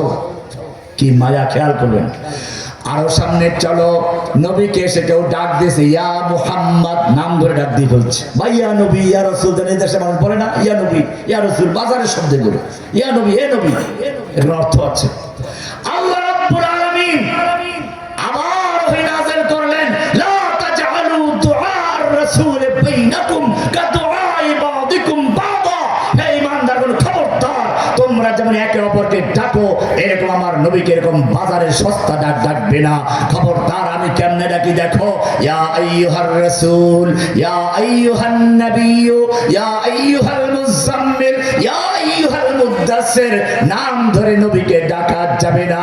আরো সামনে চলো, নবীর উপরে ওহী নাযিল হচ্ছে। আল্লাহর নবী সেই ওহীকে মুখস্থ করার জন্য ওই যে হাফেজ পাগড়ি নিল, ওরা ভোর রাতে উঠে মুখস্থ করে, ঝুলতে থাকে, পড়তে থাকে। আল্লাহর নবী কোরআনকে মুখস্থ করার জন্য ঠোঁট নাড়াচাড়া করে মুখস্থ করতে লাগলেন। আল্লাহ রাব্বুল আলামিন আরশের থেকে লক্ষ্য করলেন, নবী কষ্ট করছে, মুখস্থ করছে, কষ্ট করছে। আল্লাহ রাব্বুল আলামিন বলছেন, লা তুহাররিক বিহি লিসানাকা লিতাজালা বিহি ইন্না আলাইনা জামাহু ওয়া কুরআনা। হে নবী, কোরআনকে দ্রুত মুখস্থ করার জন্য আপনার ঠোঁট নাড়াচাড়া করে মুখস্থ করার কোনো প্রয়োজন নেই। ইন্না আলাইনা জামাহু ওয়া কুরআনা, গোটা কোরআনকে নূর বানিয়ে আপনার সিনায় জমা করে দেওয়ার দায়িত্ব আমি আল্লাহ নিজে গ্রহণ করেছি। কি মায়া নবীর জন্য। আরো সামনে চলো, নবী তাহাজ্জুদের নামাজ পড়ছেন, পা ফুলে যাচ্ছে, লম্বা লম্বা সূরা মুখস্থ করে তেলাওয়াত করছেন। আল্লাহ রাব্বুল আলামিন বলেন, তাহা মা আনজালনা আলাইকাল কুরআনা লিতাশকা। হে নবী, আপনাকে কষ্ট দেওয়ার জন্য তো আমি এই কোরআন নাজিল করি নাই। আপনার সারা রাত ইবাদত করার কোনো প্রয়োজন নেই, পা ফুলে যাওয়ার কোনো প্রয়োজন নেই। ও রব্বুল আলামিন, তাহলে তুমি বলো না আমি কতক্ষণ ইবাদত করব, কিভাবে করব? কি মায়া নবীর জন্য। ইয়া আইয়ুহাল মুযাম্মিল, আল্লাহ রাব্বুল আলামিন ডাক দিয়ে বলছেন, ও কামলিওয়ালা, কুমিল লাইলা ইল্লা কালিলা, তুমি রাত্রি জাগরণ করো, তাহাজ্জুদ পড়ো, ঠিক আছে, কিন্তু সারা রাত্র কোনো ইবাদত করার দরকার নেই। নিসফাহু আবিল কুসমিনহু কালিলা আও জিদ আলাইহি, অর্ধেক রাত্র বা তার চেয়ে একটু কম বা তার চেয়ে একটু বেশি। তার মানে হচ্ছে তুমি যেমন সারা রাত্রে ইবাদত করলে খুশি হও, আমি আল্লাহ তোমাকে ঘুমান্ত দেখলেও খুশি হয়ে যাই। সুবহানাল্লাহ বলবেন না? এত কৃপণ করলে জোরে বলেন না। এটা ইলিয়াসের এলাকা না, সাংবাদিক ইলিয়াস ভাই, তো সাংবাদিক ইলিয়াস এই এলাকার গর্ব। কি সাহসী কথা বলেছে জানেন? যখন আমি জেলে ছিলাম, একটা লোক আমার পক্ষে কথা বলার সাহস করে না, কথা বললেই জেলে ঢুকিয়ে দিবে। সেই সময় আপনাদের এই চুয়াডাঙ্গার গৌরব সাংবাদিক ইলিয়াস আমার পক্ষে দাঁড়িয়েছিল। যতক্ষণ পর্যন্ত জেল থেকে মুক্ত না হয়েছি ততদিন পর্যন্ত সে তার সংগ্রাম চালিয়েছিল। আল্লাহ রাব্বুল আলামিন তার জীবনের ভুল ভ্রান্তিগুলো ক্ষমা করে দিয়ে তাকে আরো সাহসী ভূমিকা পালন করার তৌফিক দান করুন, আমিন। এই জন্য জোরে বলবেন, ইলিয়াস ভাইয়ের তো সম্মান রাখতে হবে। সুবহানাল্লাহ, আরো জোরে বলবেন। এবার বলছিলাম, আল্লাহর নবী সাল্লাল্লাহু আলাইহি ওয়াসাল্লাম কি মর্যাদা, তার আরো সামনে চলো।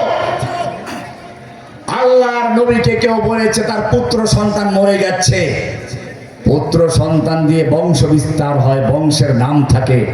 মুহাম্মদ সাল্লাল্লাহু আলাইহি ওয়াসাল্লামের পুত্র সন্তান সব মরে গেছে, আবতার লেজ কাটা, বংশ নির্বংশ। আল্লাহ রাব্বুল আলামিন বরদাস্ত করলেন না, ওহী নাযিল হয়ে গেল, ইন্না আতাইনাকাল কাউসার। হে নবী, আপনাকে কাউসার দিয়েছি, ফাসাল্লি লিরাব্বিকা ওয়ানহার, ইন্না শানিয়াকা হুয়াল আবতার। আপনাকে যারা নির্বংশ বলেছে, আপনাকে যারা লেজ কাটা বলেছে, কিয়ামত পর্যন্ত ওদের বংশের কোনো নাম নিশানা থাকবে না। কি মায়া নবীর জন্য। আরো শুনুন, আল্লাহর নবীকে ওরা বলেছে পুত্র সন্তান না থাকলে নাম নেওয়ার কেউ থাকবে না। আল্লাহ বলছেন ওয়ারাফা'না লাকা যিকরাক, ওয়ারাফা'না লাকা যিকরাক। হে নবী, আপনার মর্যাদাকে আমি সবচেয়ে উঁচু মাকাম দান উঁচু করে দিয়েছি। কিয়ামত পর্যন্ত যদি আপনার নাম কেউ না নেয়, তারপরও আপনার নাম সমুন্নত থাকবে। আশহাদু আল্লা ইলাহা ইল্লাল্লাহ বলার সঙ্গে সঙ্গে আশহাদু আন্না মুহাম্মাদুর রাসূলুল্লাহ বলতে হবে। ওয়ারাফা'না লাকা যিকরাক। আরো সামনে চলো, আল্লাহর নবী চলে গেছেন মদিনায়, মনটা রয়েছে মক্কায়।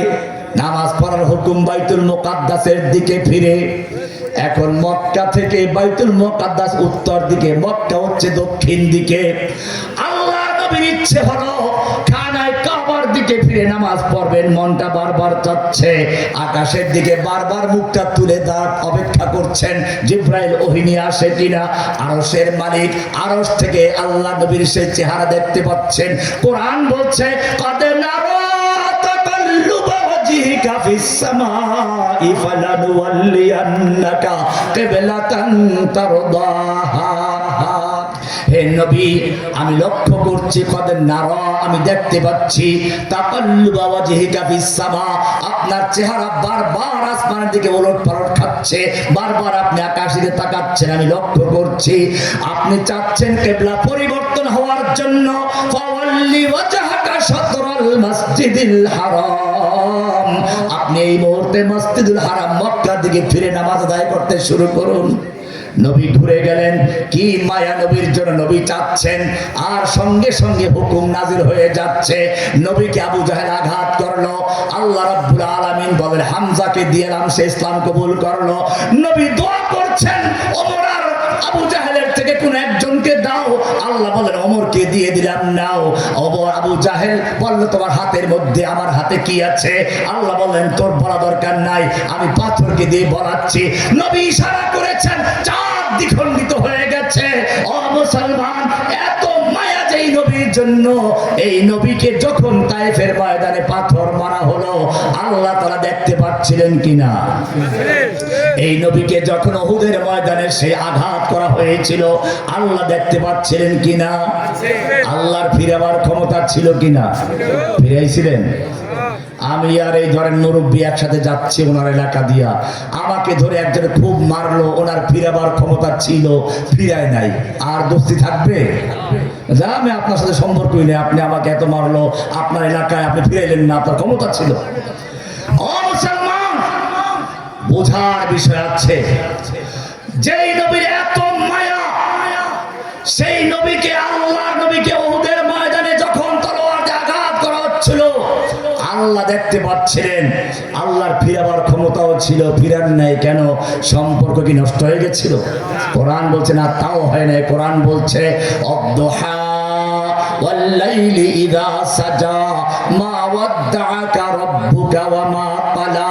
হে নবী, আপনাকে আপনার রব ছেড়েও দেন নাই, আপনার প্রতি অসন্তুষ্ট হন নাই, বলে তাহলে আমাকে এত মারলো, তুমি কেন ফিরাও নাই? আল্লাহ তাআলা জবাব দিচ্ছেন, আম হাসিবতুম আন তাদখুলুল জান্নাহ, আম হাসিবতুম আন তাদখুলুল জান্নাতা ওয়া লাম্মা ইয়াতিকুম মাসালুল লাযিনা খালাউ মিন ক্বাবলিকুম মাসাতহুমুল বা'সা ওয়াদ দাররা ওয়া যুলজিলু হাত্তা ইয়াকুলার রাসূল ওয়াল লাযিনা আমানু মা'হু মাতা নাসরুল্লাহ। ও মুসলমান, ও ঈমানদার দাবিদার, তুমি কি মনে করেছো এমনিতেই জান্নাতে ঢুকে যাইবা আর তোমার সামনে আসবে না ওই সমস্ত বিপদ আপদ মুসিবত যা এসেছিল তোমার আগের লোকদের প্রতি? স্বয়ং নবী পর্যন্ত আল্লাহর কাছে বললেন মাতা নাসরুল্লাহ, কত আর দেরি করব? আল্লাহ সাহায্য কবে আসবে? আমরা তো শেষ হয়ে গেলাম, ধ্বংস হয়ে গেলাম। আল্লাহ বলছেন, যখন নবী এরকম প্রার্থনা করছেন, বদরের যুদ্ধে একদিকে আবু জাহেলের সশস্ত্র 1000 যোদ্ধা, আর একদিকে নবীর নেতৃত্বে মাত্র 313 জন। আল্লাহর দুই তাবুতে দোয়া হচ্ছে, আবু জাহেল দোয়া করছে, ওহে রব্বে কাবা, কাবার মালিক তুমি জানো আমরা কাবা পুনর্নির্মাণ করেছি, আমরা হাজিদেরকে পানি খাওয়াই, আমরা মক্কার মেহমানদের মেহমানদার করি। আমাদের মধ্য থেকে একজন লোক বেদিন হয়ে গেছে, বাপ দাদার ধর্ম ত্যাগ করেছে, মূর্তি পূজা করে না, মূর্তির সমালোচনা করে, লোকটা বেদিন হয়ে গেছে। বেদিনটা কে? বেদিনটা কে? কাফেররা বলতো মুহাম্মদ সাল্লাল্লাহু আলাইহি সাল্লামকে বেদিন হয়ে গেছে। এখনো যদি সত্য কথা বলা হয়, আমাদেরকে বলে গোমরা হয়ে গেছে, ওরা বেদিন হয়ে গেছে। ও মুসলমান, ভালো করে শুনে রেখো, আবু জাহেল দোয়া করছে আল্লাহর কাছে, কোন খাজা বাবার কাছে না, গাজা বাবার কাছে না, লেলকে বাবার কাছে না। আবু জাহেল পর্যন্ত দোয়া করছে কার কাছে? শয়তানেও তো দোয়া করছে আল্লাহর কাছে। জান্নাত থেকে বহিষ্কারের পরে শয়তান কি বাজারে গেছিল? না কোন খাজা বাবার কাছে গেছিল? শয়তান দোয়া করেছে, রব্বি, হে আমার রব, ফানজিরনি ইলা ইয়াউমি ইউবাসুন, আমাকে কিয়ামত পর্যন্ত হায়াত দান করো। প্রার্থনা করছে কার কাছে? আর তুমি মুসলমান দাবি করে তুমি দোয়া করছো তোমার খাজা বাবার কাছে, মানুষের কাছে। পরিষ্কার হয়ে যাও। আবু জাহেল দোয়া করতে লাগলো। এরপরে স্লোগান শুরু হলো। আবু জাহেলের স্লোগান হাদিস করে দেখবেন, ওলো হোবাল, জয় হোবাল। বোঝা গেল জয় বাংলাওয়ালাদের প্রথম লিডারের নাম কি? আবু জাহেল। এই জয় বাংলা স্লোগান আবু জাহেল দিয়েছে। জয় হোবাল, এ বলছে জয় বাংলা। হোবাল ওলু, উলুর ধরে না, ওলু, ওলু মানে ওলু মানে জয় হোক, জয় হোবাল।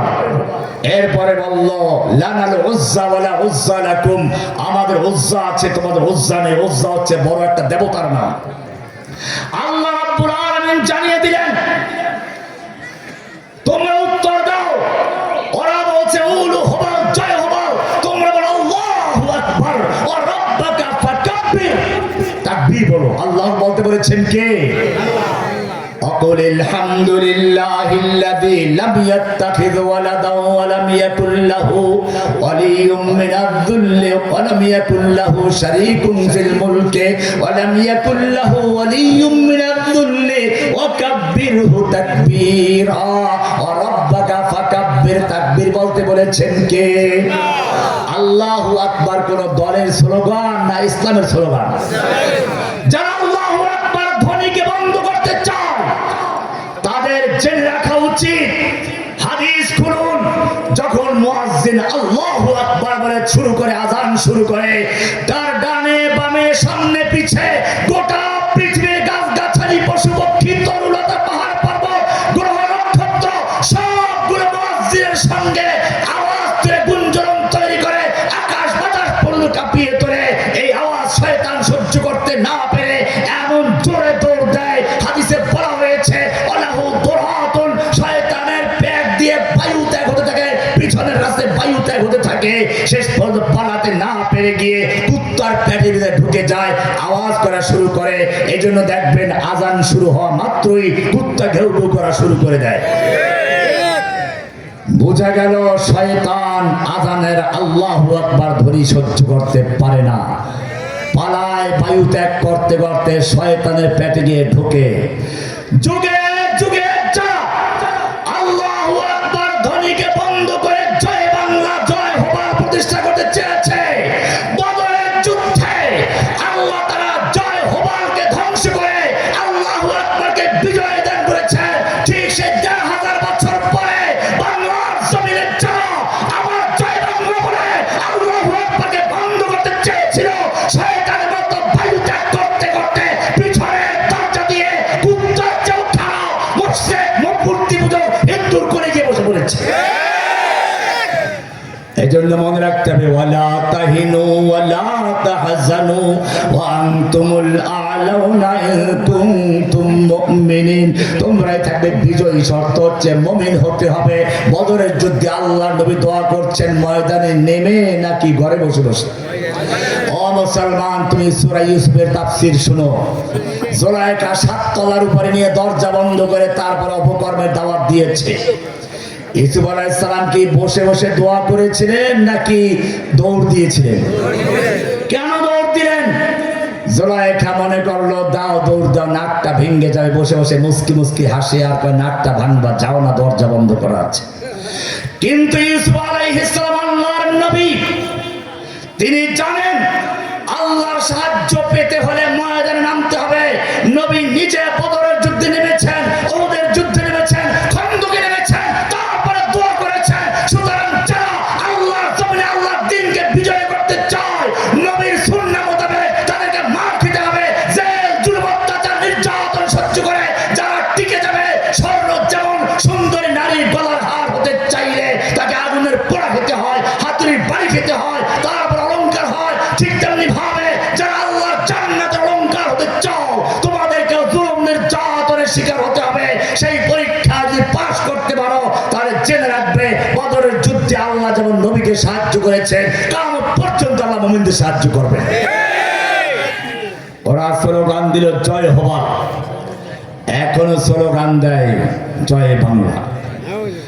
ওরা স্লোগান দিল লানাল উজ্জা ওয়ালা উজ্জা লাকুম, আমাদের উজ্জা দেবতা আছে, তোমাদের উজ্জা নাই। আল্লাহ উত্তর দিলেন সূরা মুহাম্মাদের 11 নম্বর আয়াত, যালিকা বিআন্নাল্লাহা মাওলাল্লাযীনা আমানু ওয়া আন্নাল কাফিরিনা লা মাওলা লাহুম। আপনি জানিয়ে দিন ওদের উজ্জা আছে, নরেন্দ্র আছে, ওদের যাই থাকুক না কেন ওদের মাওলা নেই।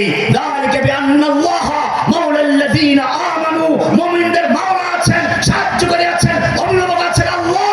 ওয়া আন্নাল কাফিরিনা লা মাওলা লাহুম, ওদের কাফিরদের মাওলা নাই, মুমিনদের মাওলা কে? ওরা স্লোগান দেয় নেতা আছে, কাজে আছে, কোন নেতা? অমুক নেতা। আল্লাহ বলল নেতাই নাই, মুমিনদের মাওলা কে? সেই জন্য ভয় পেলে চলবে না, তবে শর্ত একটাই, সাহায্য আসবে কার থেকে? আল্লাহর নবী বদরে ওহুদের যুদ্ধ করছেন, একজন যুবক এসে বলছে ইয়া রাসূলুল্লাহ, এই আমার সুন্দর চেহারা, এই আমার যৌবন, এই আমার বাহু, এই আমার তারুণ্য, আমি যদি আল্লাহর রাস্তায় যুদ্ধ করতে করতে শহীদ হয়ে যাই আমার জন্য কি পুরস্কার আছে? আল্লাহর নবী বললেন ইন্নাল্লাহা আশতারা মিনাল মুমিনিন, ইন্নাল্লাহা আশতারা মিনাল মুমিনিনা আনফুসাহুম ওয়া আমওয়ালাহুম বিআন্না লাহুমুল জান্নাহ ইউকাতিলুনা ফী সাবিলিল্লাহ ফায়াকতুলুনা ওয়া ইউকতালুন ওয়া'দান আলাইহি হাক্কান ফিত তাওরাতি ওয়াল ইনজিলি ওয়াল কুরআন। আল্লাহ রাব্বুল আলামিন মুমিনদের জান এবং মাল ক্রয় করেছেন জান্নাতের বিনিময়ে। কিসের বিনিময়ে? ও মুসলমান, একটু চিন্তা করো, বেচা কিনা করতে গেলে চারটা জিনিস লাগে। কয়টা জিনিস? একজন লাগে ক্রেতা, একজন লাগে বিক্রেতা, একটা লাগে পণ্য, একটা মূল্য। কয়টা হলো? এবারে কোরআনের সূরা তওবার 111 নম্বর আয়াতটা একটু চিন্তা করো। আল্লাহ রাব্বুল আলামিন বলেছেন ইন্নাল্লাহা আশতারা, নিশ্চয় আল্লাহ ক্রয় করেছেন। ক্রেতা হচ্ছেন কে? ক্রেতা হচ্ছেন কে? এবারে বিক্রেতার প্রয়োজন। আল্লাহ বলছেন মিনাল মুমিনিন, মুমিনদের থেকে ক্রয় করেছেন। কাদের থেকে? মুমিনদের থেকে। কি ক্রয় করেছেন? পণ্যটা কি? আনফুসাহুম ওয়া আমওয়ালাহুম, মুমিনদের জান এবং মাল ক্রয় করেছেন। এবারে কিসের বিনিময়ে? মূল্যটা কি? আল্লাহ রাব্বুল আলামিন বলছেন বিআন্না লাহুমুল জান্নাহ, জান্নাতের বিনিময়ে ক্রয় করেছেন রব্বুল আলামিন। এখন ক্রয়কৃত মালের মালিক তো তুমি, আমি বিক্রয় করে দিয়েছি। বলো তোমার কাছে আমি আমার জানমাল কি করে হস্তান্তর করব? আল্লাহ রাব্বুল আলামিন বলছেন ইউকাতিলুনা ফী সাবিলিল্লাহ, তারা আল্লাহর রাস্তায় কিতাল করে, যুদ্ধ করে, লড়াই করে, সংগ্রাম করে। ইউকাতিলুনা ফী সাবিলিল্লাহ ফায়াকতুলুনা ওয়া ইউকতালুন, তারা মারে আর মরে। কি করে? ওয়াদান আলাইহি হাক্কান ফিত তাওরাতি ওয়াল ইনজিলি ওয়াল কুরআন। ও বাংলার মানুষেরা, তোমরা যারা জমি জমা কিনার কথা কিনো যারা, তারা ভালো করে জানো একটা জমি নির্ভেজাল কিনা পরীক্ষা করার জন্য 3টা পার্চা দেখতে হয়। ব্রিটিশ আমলের পার্চা আর পাকিস্তান আমলের পার্চা, বর্তমান যুগের RS, CS, SA, এরকম 3টা পার্চা তুমি যাচাই করো। আল্লাহ রাব্বুল আলামিন বলছেন ওয়াদান আলাইহি হাক্কান ফিত তাওরাত, এই ওয়াদা আল্লাহ করেছেন তাওরাতে, ব্রিটিশ আমলের দলিল, ওয়াল ইনজিল পাকিস্তান আমলের দলিল, ওয়াল কোরআন কোরআনে আছে ওয়ামান আওফা বিআহদিহি মিনাল্লাহ। যুবক বলল, বাহ, এত সুন্দর, আল্লাহর কাছে লড়াই করে জীবন দিলে জান্নাত পাওয়া যাবে। যুবক চিন্তা করলো, যুদ্ধ করতে গেলেও তো একটু শক্তির প্রয়োজন। থলের ভিতর থেকে এক মুঠ খেজুর বের করলো, 2-3টা খেজুর বের করে খেয়ে বাকিগুলো ছুঁড়ে মারলো, আর বললো এতগুলো খেজুর খেতে গেলে আমার জান্নাতে যেতে অনেক দেরি হয়ে যাবে।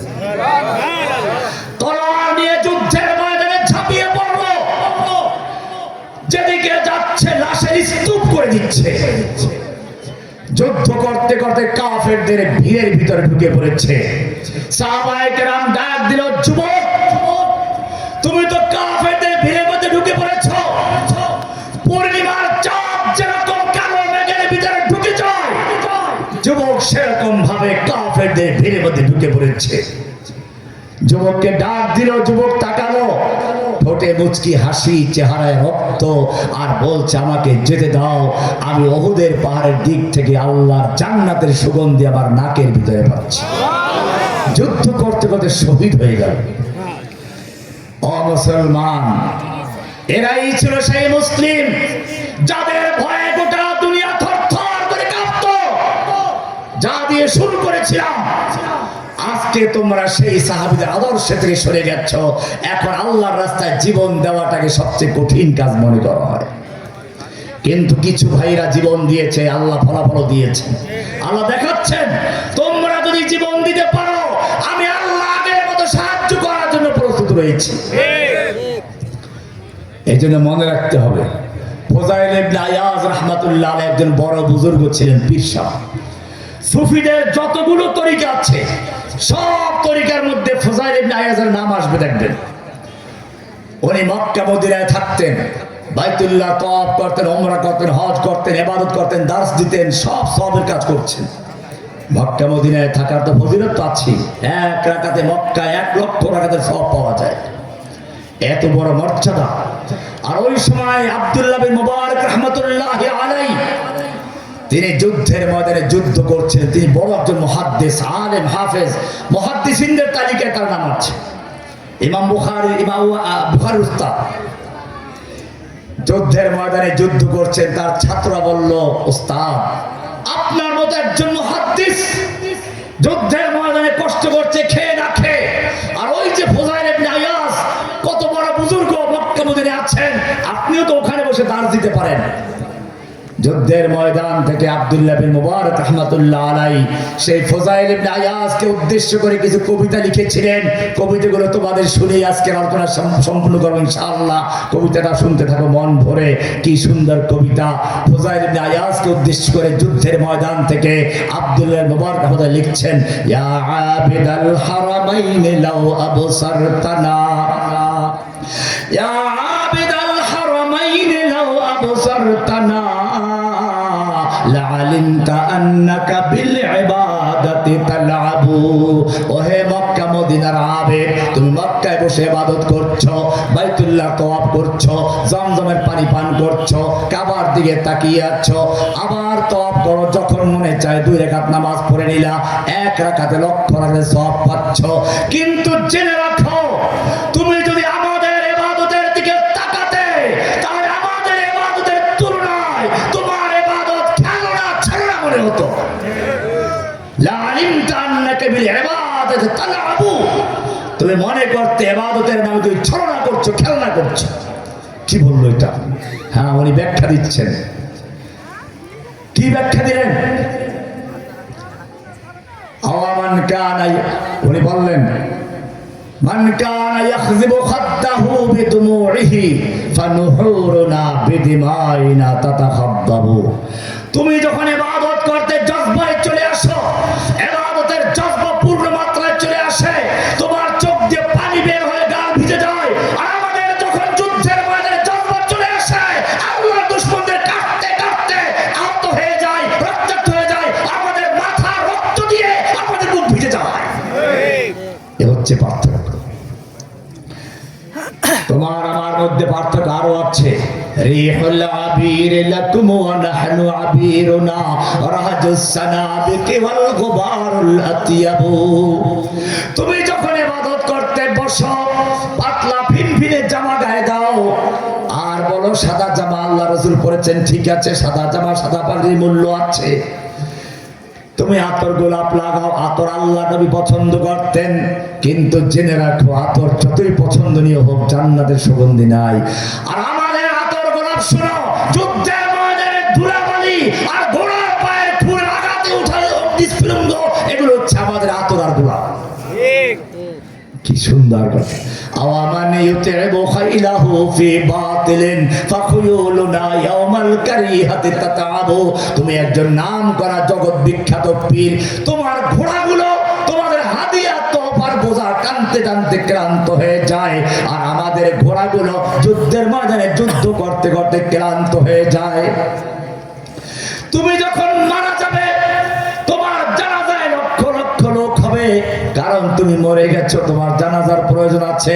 কিন্তু জেনে রাখো আমার জানাজায় লোক হবে না, কারণ জানাজায় লাশ খুঁজেও পাওয়া যাবে না, টুকরো টুকরো হয়ে যাবে। কিন্তু জেনে রাখো তুমি যতই বুজুর্গ হও, মরে গেলে মরে গেছো, তুমি কে আল্লাহ জীবিত বলেন নাই।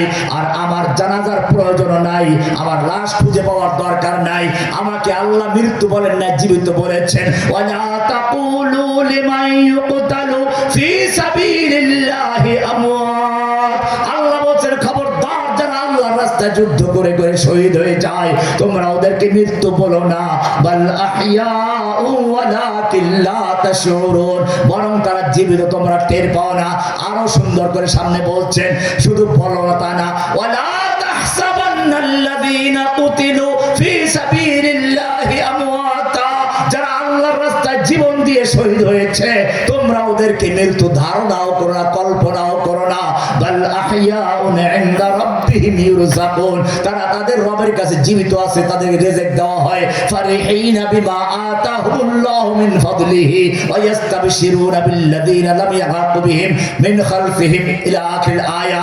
আল্লাহ অনেক ফজিলত বয়ান করেছেন, এজন্য মনে রাখবেন আল্লাহর নবী সাল্লাল্লাহু আলাইহি ওয়াসাল্লাম রক্ত দিয়েছেন, জীবন দিয়েছেন সাহাবায়ে কেরাম। আজকেও যদি সত্যিকার অর্থে আবার মাথা উঁচু করতে হয় দুটো কাজ করতে হবে। এক নাম্বার হচ্ছে তাওহীদের আকীদা, সমস্ত শিরক বিদআত বাদ দিয়ে লা ইলাহা বলে সবকিছু বর্জন করে ইল্লাল্লাহ বলে শুধু গ্রহণ করতে হবে কাকে?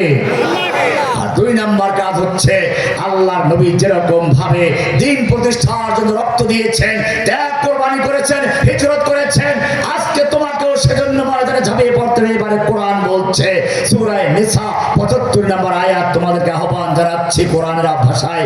কোরআন বলছে ওয়ামা লাকুম লা তুকাতিলুনা ফি সাবিলিল্লাহ। ও যুবকেরা তোমাদের কি হলো? লা তুকাতিলুনা ফি সাবিলিল্লাহ, তোমরা আল্লাহর রাস্তায় কিতাল করছো না, যুদ্ধ করছো না, লড়াই করছো না। ওয়াল মুস্তাদআফিনা মিনার রিজালি ওয়ান নিসাই ওয়াল বিলদান, ওই সমস্ত অসহায় নারী পুরুষ আর শিশুদের মুক্তির জন্য যারা আল্লাহর রাস্তায় ফরিয়াদ করে বলছে রব্বানা আখরিজনা মিন হাযিহিল কারইয়াতিজ যালিমি আহলুহা, ও আমাদের রব তুমি আমাদেরকে জালিম অধ্যুষিত জনপদ থেকে উদ্ধার করো, আমাদেরকে জালিমদের হাত থেকে রক্ষা করো, জালিমদের হাত থেকে আমাদেরকে বের করে নাও। ওয়াজআল লানা মিন লাদুনকা ওয়ালিয়্যা, আমাদের জন্য তুমি তোমার পক্ষ থেকে ওলি পাঠাও, অভিভাবক পাঠাও। ওয়াজআল লানা মিন লাদুনকা নাসীরা, আমাদের জন্য তোমার পক্ষ থেকে সাহায্যকারী পাঠাও। ও মুসলিম যুবকেরা, এই আহ্বান আসছে ফিলিস্তিন থেকে, কাশ্মীর থেকে, আরাকান থেকে, উইঘুর থেকে, বাংলার প্রতিটি ঘর থেকে। আমি জিজ্ঞেস করতে চাই, আবার আল্লাহর আহ্বানে সাড়া দিয়ে সালাউদ্দিন আইয়ুবী হয়ে, মুহাম্মদ বিন কাসেম হয়ে, আর সেই শাহজালাল ইয়েমানি হয়ে ময়দানে ঝাঁপিয়ে পড়ার ডাক আসলে প্রস্তুত আছো কিনা? ইনশাআল্লাহ। লিল্লাহি তাকবীর। फिर तुझे एक बार करनी है जहां की रहबरी, फिर तुझे एक बार करनी है जहां की रहबरी, उठ खुदा के नाम लेकर फिर आलम बरदारबान। হে যুবক, আবার তোমাকে বিশ্বের নেতৃত্ব দেওয়ার জন্য সেই সালাউদ্দিন আইয়ুবী, মুহাম্মদ বিন কাসেম আর তারিক বিন জিয়াদ হয়ে তোমাকে মাঠে নামতে হবে। উঠো, আল্লাহর নাম নিয়ে উঠো। তুম দিয়ে বাদে মুখালিফ সে না ঘবরায়ো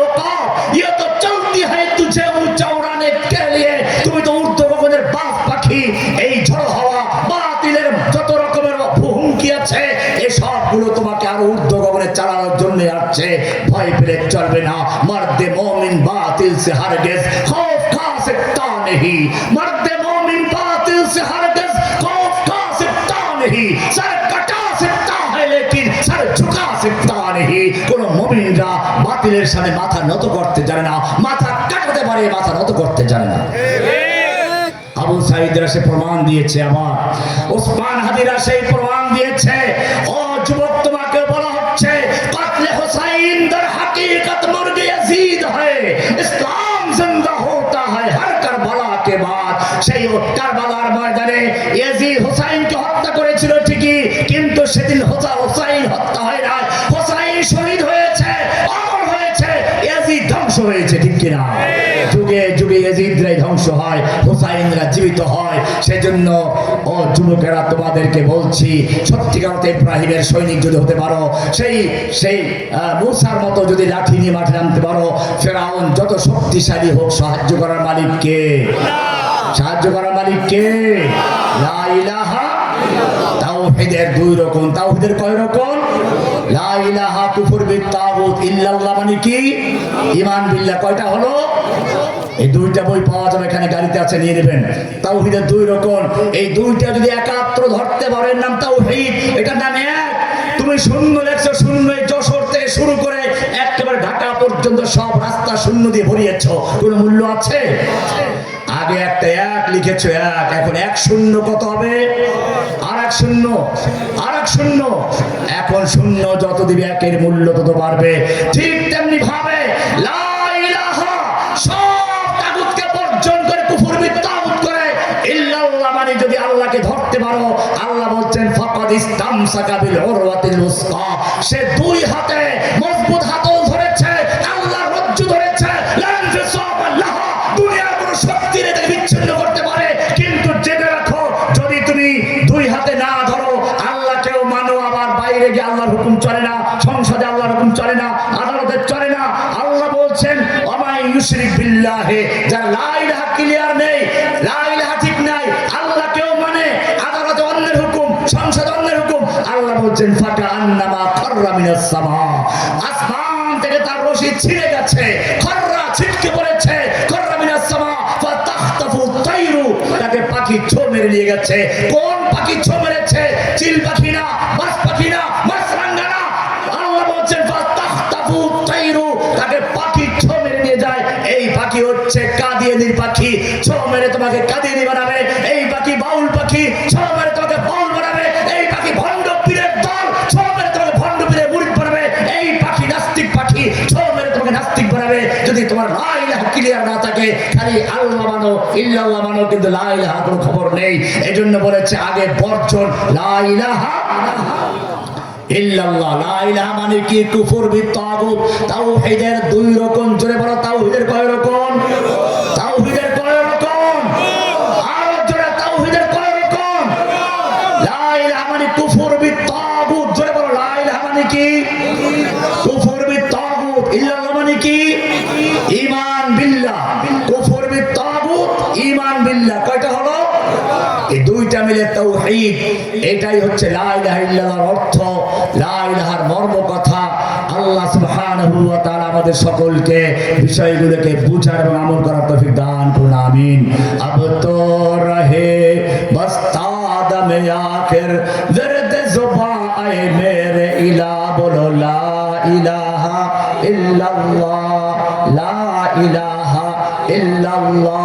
तेरे सिवा माबूद हकीकी, तेरे सिवा माबूद हकीकी कोई नहीं है, कोई नहीं।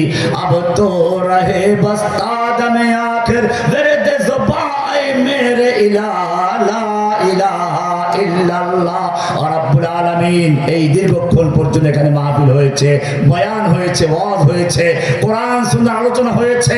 রব্বুল আলামিন এই যারা আমরা শুনলাম, এই দীর্ঘ গভীর রাত পর্যন্ত যারা এখনো বসে আছে, দাঁড়িয়ে আছে, আল্লাহ তোমার কোরআনকে মহব্বত করে এই সামিয়ানা আফতারে বসে দাঁড়িয়ে বয়ান শুনেছে, আল্লাহ মেহেরবানি করে এই লোকগুলোকে তুমি কবুল মঞ্জুর করো ইয়া আল্লাহ।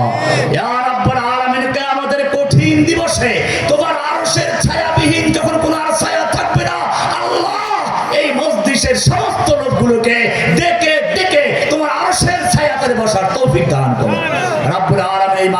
কামিয়াব করার জন্য যারা অর্থ দিয়ে, শ্রম দিয়ে, পরামর্শ দিয়ে যারা যেভাবে সাহায্য করেছে মেহেরবানি করে কবুল মঞ্জুর করেন ইয়া আল্লাহ। ইয়া রাব্বুল আলামিন, যেই মাদ্রাসার পক্ষ থেকে এই মাহফিলের আয়োজন করা হয়েছে, রব্বুল আলামিন এই মাদ্রাসাকে কবুল মঞ্জুর করেন ইয়া আল্লাহ। যে হাফেজ আজকে পাগড়ি পেল, আল্লাহ এই মাদ্রাসা থেকে আরো হাফেজে কোরআন বের হওয়ার তৌফিক দান করেন ইয়া আল্লাহ। ওদেরকে আলেম বা আমল হওয়ার তৌফিক দান করেন ইয়া আল্লাহ। ওদের মাধ্যমে গোটা পৃথিবীতে কোরআনের প্রচার, কোরআনের দাওয়াতকে আরো সমুন্নত করে কোরআনের রাজ কায়েমের জন্য কবুল মঞ্জুর করেন ইয়া আল্লাহ। বিশ্বের নেতৃত্ব দেওয়ার জন্য যুবকদেরকে আপনি কবুল মঞ্জুর করেন ইয়া আল্লাহ।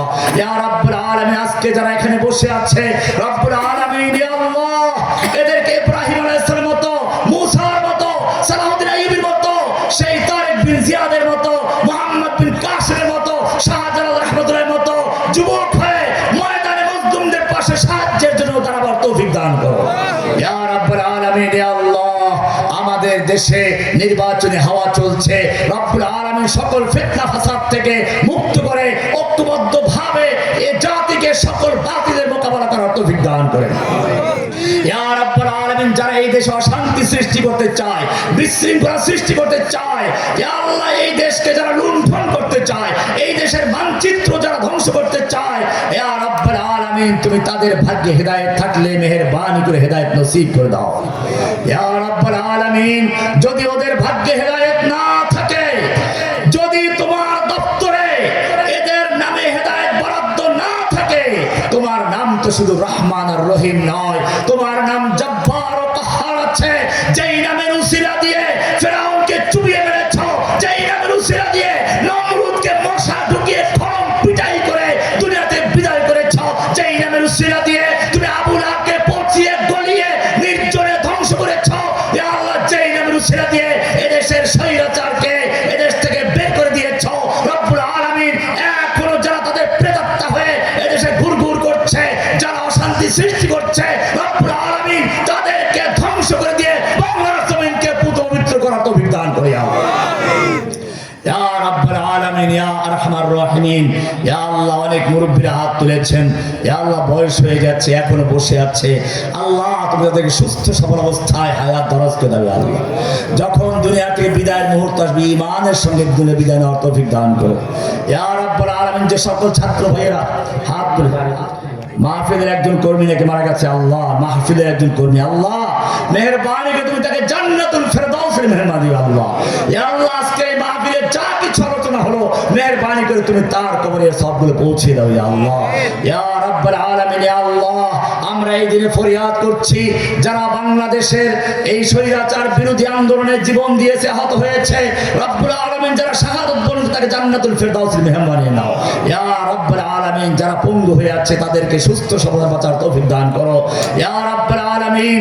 ইয়া আল্লাহ, আমি খাস ভাবে দোয়া করছি আমাদের ভাই ইলিয়াস ভাইয়ের জন্য, বিদেশে বসে এদেশের জন্য অনেক কাজ করেছেন, মজলুমদের পক্ষে তিনি অনেক কথা বলেছেন, লেখালেখি করেছেন, ইয়া রাব্বুল আলামিন।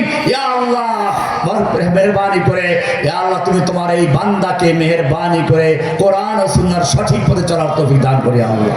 কোরআনের সৈনিক হিসেবে কবুল মঞ্জুর করে আল্লাহ।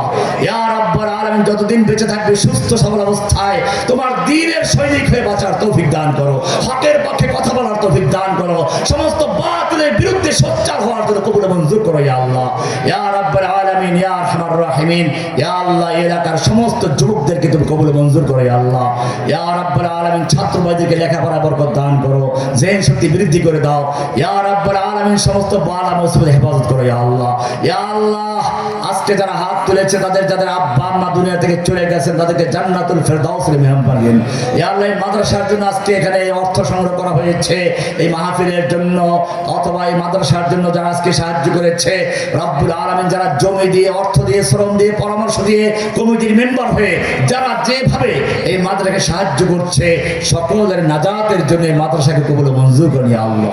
সুবহান রাব্বিকা রাব্বিল ইজ্জাতি আম্মা ইয়াসিফুন ওয়া সালামুন আলাল মুরসালিন আলহামদুলিল্লাহি রাব্বিল আলামিন। আসসালামু আলাইকুম ওয়া রাহমাতুল্লাহি তাআলা ওয়া বারাকাতুহু।